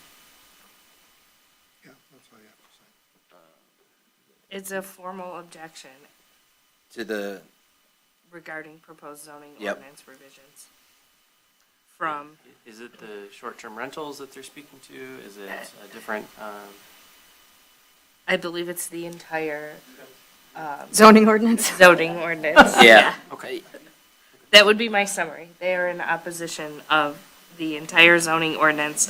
And I guess at the end it says the reasons are because they were not given enough time to look at. That's not what it says. It actually says that there was, that the paper that was given out. All right, the public hearing's closed, with this, we will, So we will take the time to read it in. And we just talked about the fences and the hedges. Okay. It's more than 3 minutes, I can tell by looking at it. 3-minute limit on reading. Yeah, I think some of the other ones may have been two that we did summarize. It's okay. We're going to try to go through this quick. Dear Harrison Township Board of Trustees, committee members, and staff, serving in an elected or appointed role within Harrison Township is a position of public trust. Decisions regarding zoning ordinances carry long-term consequences for residents who own property, have built their lives here, and rely on stability and predictability in land use regulation. I am concerned that the current proposed zoning ordinance revisions have moved forward without providing residents a reasonable opportunity to fully understand and respond to the scope and impact.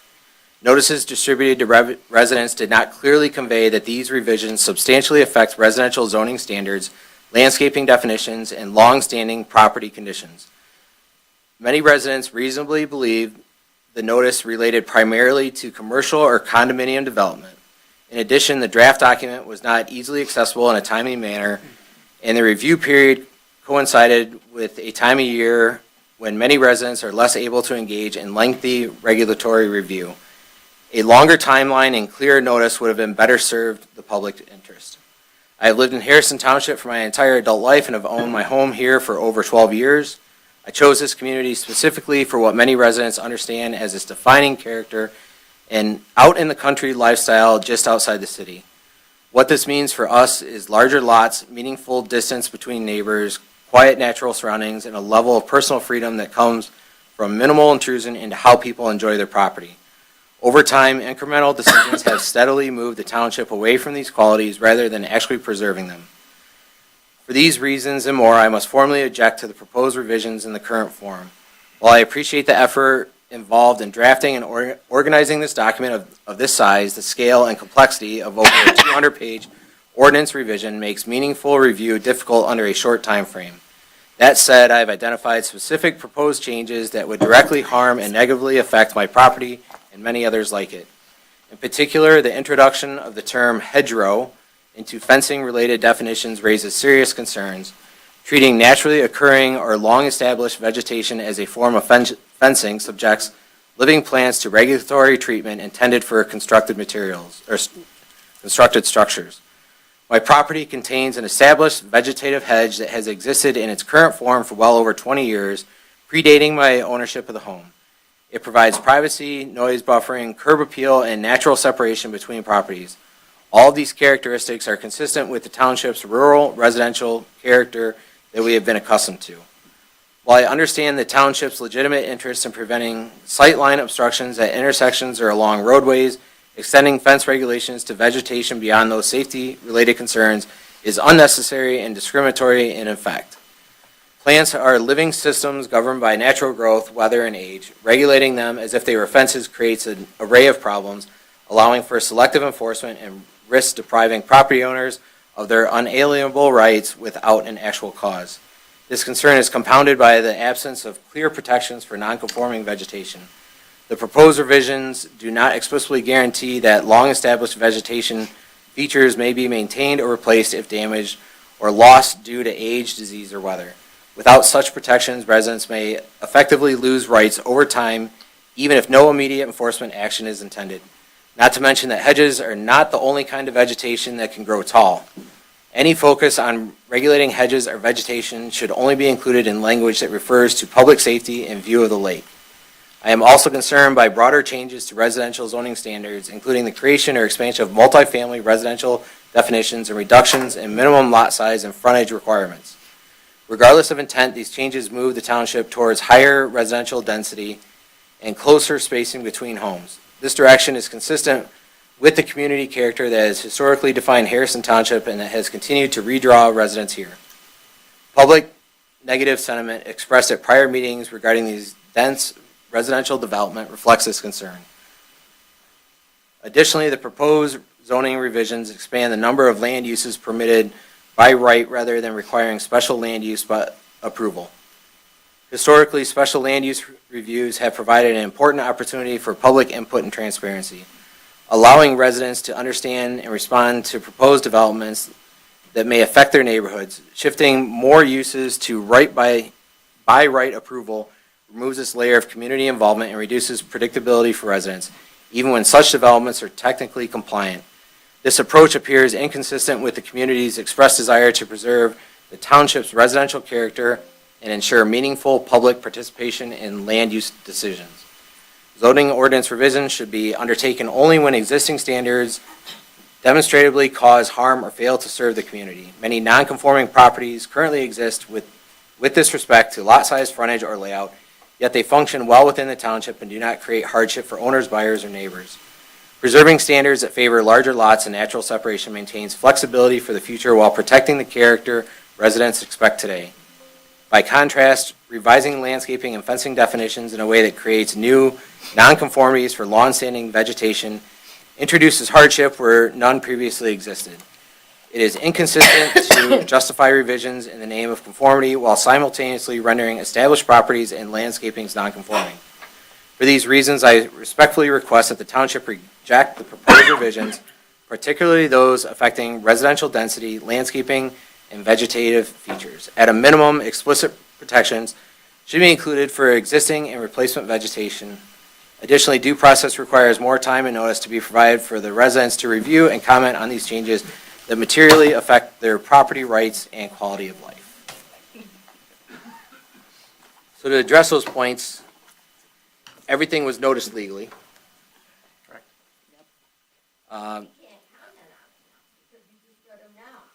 This was a public comment provided, and all I was doing was reading it into the record. You wouldn't be commenting on someone else's public comment anyway. But when you sent it, I wasn't deciding if that was going to be. I'm sorry, but this is not a dialogue. The public comment's over. Well, obviously. You didn't even address the fact that I think the whole thing should be brought to a vote. You're going through everything somebody else said, but I said, I think. This conversation, this is not the time for the conversation. The public comment is done. You can come in, you can public comment at another meeting. This is done. So we're going through some of the points here. I think there's a lot of us. We talked about the hedgerow. We've talked about the hedgerows. That's only in. Only in waterfront communities. We're not making any Yes. other changes. And that ordinance has been in place. We are done with conversations. Public comment. It's read in. Conversation. We've addressed is everything in explored there. now. We're going to move on to the comments on the short-term rentals. We're going to go over the comments.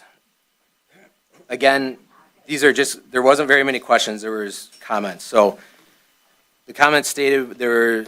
Chair Mulder, could I Yes. suggest that we pull that section out of consideration tonight? Because I think that it merits further discussion. I think that we do not have enough information, clearly, on not only the impact of this issue, but all of the other ramifications that go along with it. I've heard enough that only makes me feel more confused, not more certain. So I would like to request that we pull that area out and perhaps ask that a special study on this particular issue and its ramifications can be undertaken by the township. I'm sure some of the folks that spoke here today on both sides would be willing to participate in such a task force. I do agree with the sentiment. I thought this was a lot more cut and dry until I heard all the comments. So, do we legally need to address all the comments made in the public? No. Hearing? Just as long as they're in the record? Yep. Okay. They're in the record. Everything remaining is based on short-term rentals. So we obviously have a lot more Which conversations. we do not have the and, answers to yeah, at this time. Looking at this to, I think, address that issue, which I think every community around here, if they haven't already, is moving towards addressing short-term rentals in some fashion, so, Through regulation. yes. And the idea of a licensing fee would cover any additional cost to the township to enforce regulations. So it could potentially be a win-win by bolstering our code enforcement program. Agreed. Again, that's just another one of the aspects that we just don't know enough about to make an informed decision, or at least I don't. I agree. Do we have any other comments on the public hearing from any of the other board members? I agree with the past comment myself too. I was conceptually, I'm opposed to the short-term rental conceptually.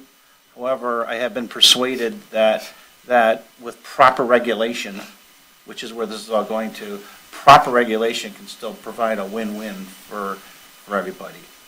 And I don't think we could sit here tonight, because the articulation, I think, is going to get pretty robust relative to what we think it makes sense. And I don't think we can really do that here today. So, previous comment, which is taking it out to a workshop or whatever that framework means, I think would be good, so as I was hearing words tonight, which I found to be interesting, and I know it was part of the summation, but just about every person, either by writing or by presentation, all said just suggesting reasonable regulation.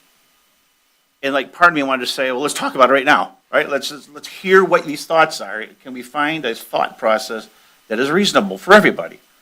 And it just, again, strikes me that taking it outside of today's conversation and going to some venue that could allow us then for the owners to start discussing what would they find to be reasonable. I mean, we still have the ability to determine what we think is reasonable, right? I agree. I think that would make complete sense. I do want to say in the past, this was not something that we took lightly. I think when we discussed banning, it was based on a lot of public comment that we had heard previously, whether it be through the master planning or through other cases that we've heard. I do want to say that most of the support that I heard here tonight, not all, but came from owners. And there's a lot of other public that has opinions on it, and I think they deserve to be heard, and we can address this individually.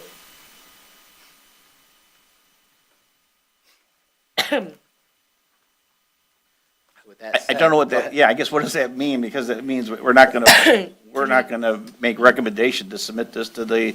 Can we recommend? To the board. We can recommend the rest of the document, excluding that portion. The short-term rental. Yes. Yeah, okay, Where Provisions. future review would need to take place, and then it would be implemented at some later time.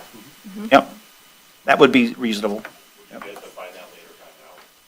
No. You can't do that. No, we can't do that, because we don't know how long, it may take us a week, or it might take us a year, we don't It'll know. have to be on an agenda, though, if we decide. I would But we also need- note that we- we have these little ordinance amendments that come up that we address throughout time. This was just such a big ordinance revision, that's why everyone was noticed about, because it affected so many properties in the township. We periodically go through and update ordinances based on issues that come up. So we would just treat this short-term rental the same way we do other ordinance amendments. So we would continue, Adam would go back, do some research, and come back to us probably at the next planning commission meeting with an idea of what that next step is. Regular ordinance amendments are noticed in the paper. Yes. For general circulation. Yes, so if we were to take the short-term rentals sections out of this draft, to deal with it at subsequent public meetings, when we get to the point when we have something that you'd want to consider adoption, we would go through and hold another public hearing, post for a notice for another public hearing. I would just encourage people who are interested in this topic to keep an eye on planning commission agendas.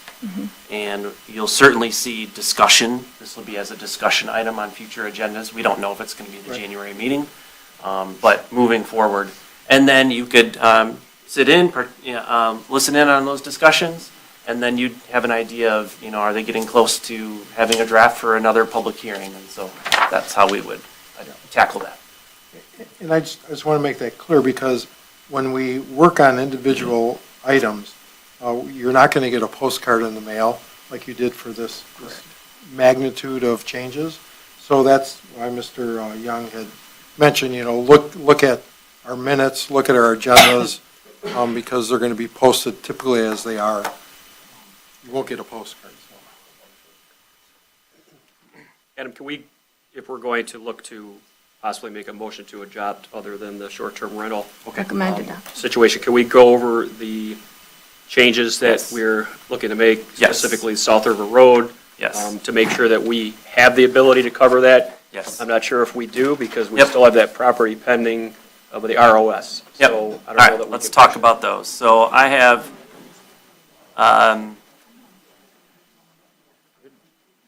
to the zoning map, 3 changes.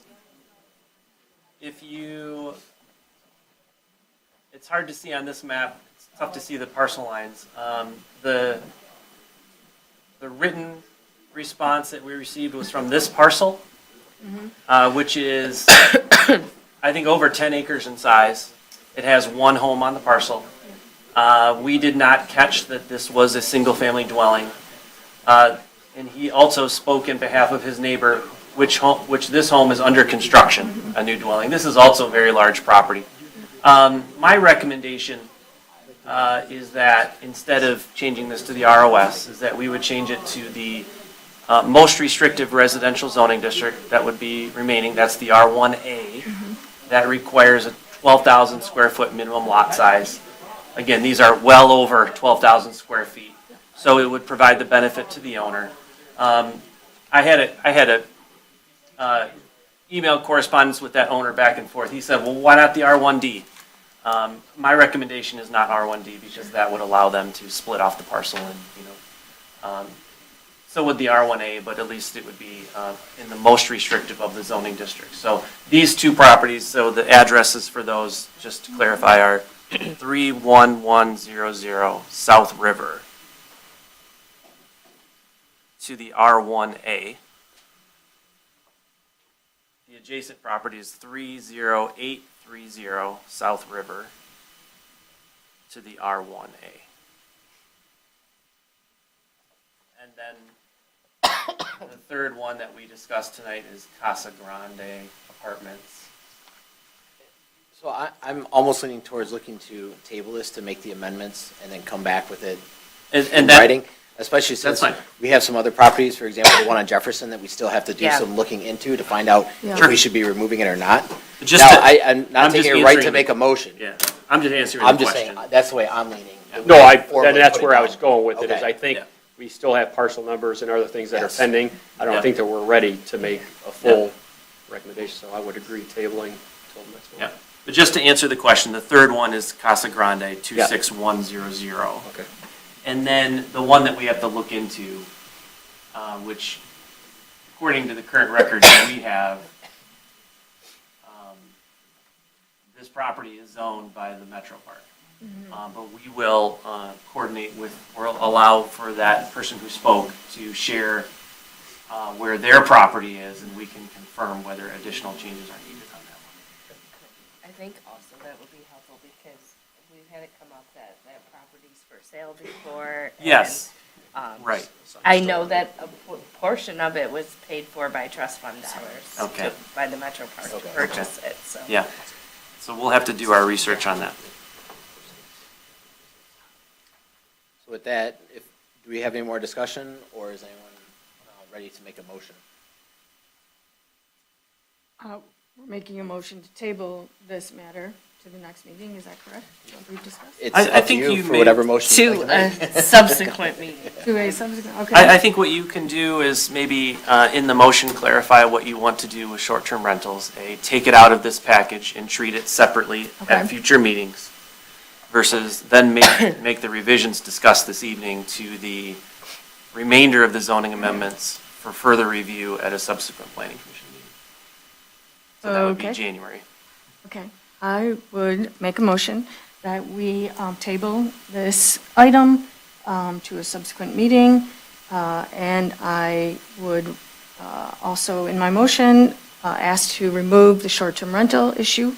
And I would ask the planner to verify the properties are correctly proposed for rezoning.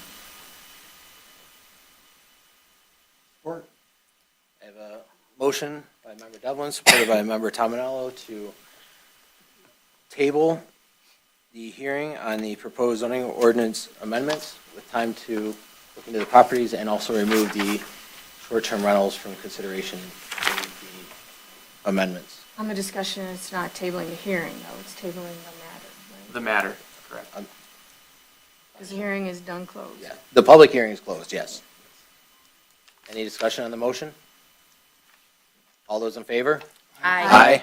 Against? Motion is table, or the motion to table is passed. Let's see, next item on the agenda. Let's see. We don't have anything for public comments, no hearings, right? Public comment. We have comments from the floor. We have public comments, general public comments. Yep, so that would be a second round of public comments. This is just, as we always have at our meetings. Not related On to item. anything. On any item. I On thought that any was the item. comments from the floor. No, No. no, we always have a second opportunity for public comment on any item, Then, even the letter. All I have to say is that You Hold state it, your hold name on and one second. address, Jason. and you get 3 minutes. Yeah, it's not gonna be that long. I'm Jason Carmen. I submitted that letter, and I apologize how long it was. I typed it up within 24 hours, believe it or not. So really the biggest thing that I was getting to with the hedgerow is I'm requesting that it's removed from the verbiage for fencing. As far as limiting it for the waterways or for obstruction of roads, I understand that. The thing is what I was trying to say is that ours is over 6 feet. It's been like that for like 20 years. And it's not causing anybody any harm. It's a beautiful feature, and we just don't want to have any problems with any stickers on our door asking us to butcher it, or if something happens to it that we can't, fix it and get it back to the way that it is because we like it. And we've had it ever since we've lived in our house for like 12 years. And that's what I was trying to get at with the hedge portion. So I request that you strike hedge from the fencing. thank you.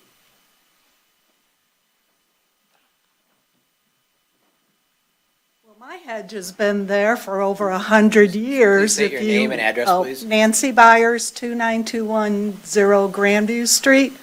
My property was built in 1923, and that hedge has been there for over 100 years. And in the Harrison Township Historical Book, my house is listed as the oldest house in Harrison Township. So perhaps I should have some preservation plaque put on my home and my property. But you said that you can't regulate the water. I'm trying to block the horrible view that I have on the Clinton River from a dead-end street where everything gets washed up there, and from, like I say, derelict boat wells. I should be able to continue my hedge to screen those awful-looking things. And also with the short-term rentals, you have to put in there what type of property can be a short-term rental. I have a neighbor with a room and a bathroom, and they want to do it as a short-term rental. It's in a freestanding garage, not even attached to the house. That garage is over 50 years old, and there's no fireproofing in it. That thing, if the fire marshal would go in there, would say, no, you can't put anybody in there as a short-term rental. Thank you.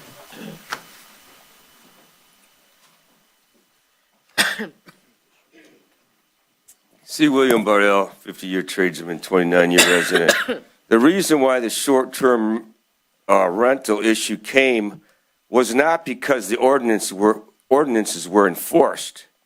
Now, you realize now, if you're going to have licensing and you're going to have all the other stuff, we're still not enforcing the ordinances. I live on Point Rose. I had people in the middle of the night putting stones along the road. They got weeds and crap growing in them now. There's no vertical parking on your property. What is that? Is it ghetto? What is that? Okay?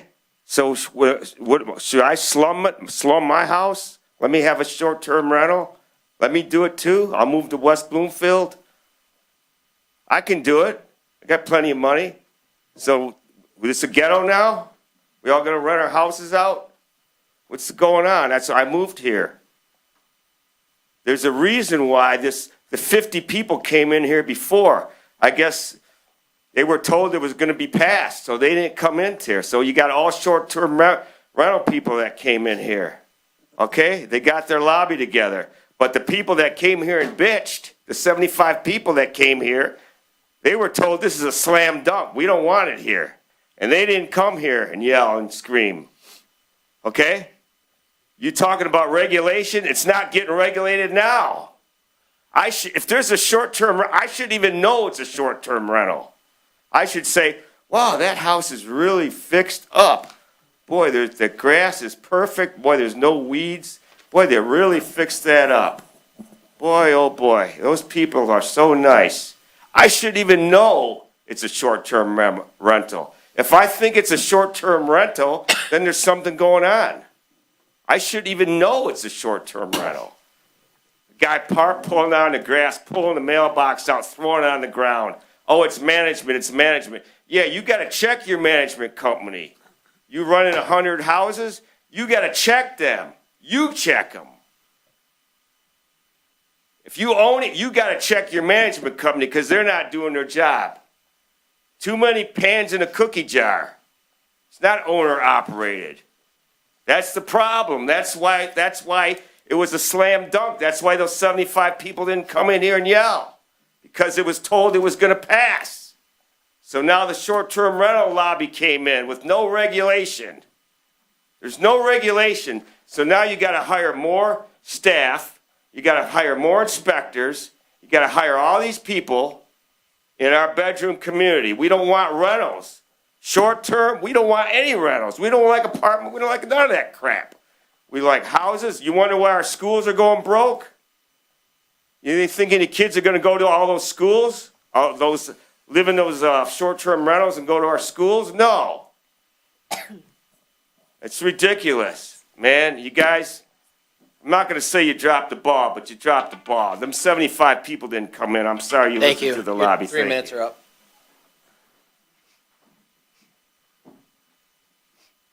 Hi, Dominic Mayering, 41285 Belvedere. Just want to make clear that, you have a good neighbor or not a good neighbor, you have a good renter, not a good renter, it all matters. If you're courteous and kind to your neighbors, you never have an issue. All my neighbors know me, they have my phone numbers, there's been an issue. Also with a long-term rental as well as a short-term rental, I think we pay about double taxes. So there's a benefit to the community of having rentals in there because it's not homesteaded, so you're paying double. My primary house is homesteaded, I live there. And I'm going to applaud the board for you guys to maybe what I did help, but I don't know, but to take non-conforming lots to make them conforming, I think is a great thing if it's, just a little bit of square footage difference and allows the resident to maybe build something where he couldn't build something before. Once again, the more houses, more tax revenue, hopefully the lower taxes, so when I do retire from work, I can afford to stay here, and that'd be a plus. So once again, thank you for, for going to that stuff and looking forward to, making people, helping the residents go from non-conforming to conforming. I think that's a great thing you guys are doing. Thank you. Thank you.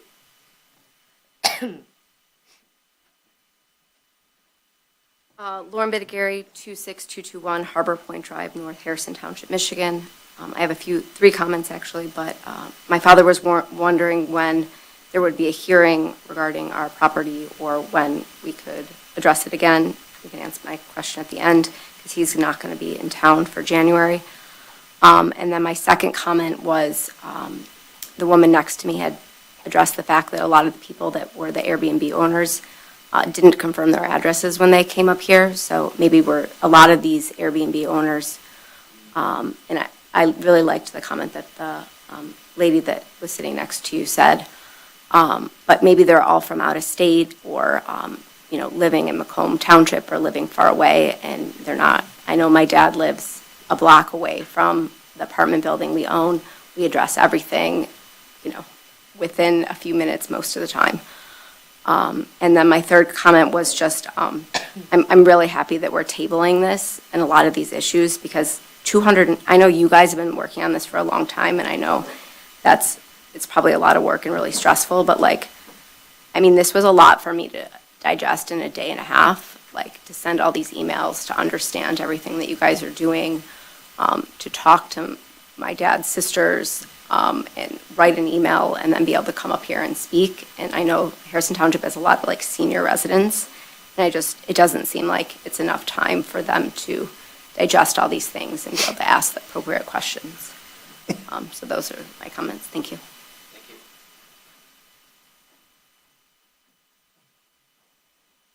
Hello, Jackie Dankert, 30300 Mance, Harrison Township, longtime resident. I just want to say that as you take the short-term rental information away, you will find that one of the #1 regulations for any of these communities that do have short-term rentals, such as Clay or any other ones, they do have mandatory owners that if they do not live in the township or the community, they have to be within 30 miles, otherwise they have to hire a property management company. So I do want to thank you for your consideration in this whole thing, because I truly believe that having short-term rentals in our community for our families that have moved away and come back and visit, is positive, not only the revenue, but just to have our families closer to us and really not having to shove them out at Gratiot somewhere. So thank you.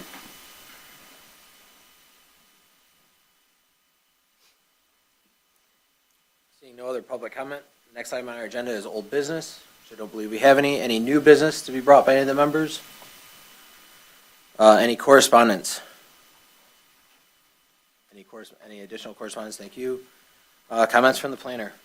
Do you have anything additional? I have nothing tonight. And to come back, comments from the floor. Is there any additional comments? We approve the agenda. Yeah, I want to say, C. William Bardell's 29-year resident. I want to say it's all kumbaya, but there's a reason why the short-term rentals came here, okay? We can sing kumbaya, blah, blah, blah, but guess what? That's the reason why I was here, and that's why our township supervisor said at his State of the Township that they were going to put the kibosh to them. There was a reason for it, okay? It wasn't that we got family coming in and kumbaya, they don't want them to be at the Ruth Motel. No, that's all fluff. There's a reason why they were going to be banned. And it's the management company, it's the way they're operated, it's the maintenance, it's everything. It's everything. And the fact that we got this many, and you wonder why our schools are going broke, you want families to move in here, and we got all rental properties. So that's what you want. So just start boarding up schools. That's what you want. That's your family community. Let's just all pillage the community. Let's just all rent our houses out and pillage it and go move somewhere else. That's what you want. Thank you. Any additional comments from the floor? Our next meeting is scheduled to be January 15th, 2026. Everyone have a Merry Christmas and a Happy New Year. Do I have a motion to adjourn the meeting? So moved. Support. All in favor? Aye. Opposed? Thank you.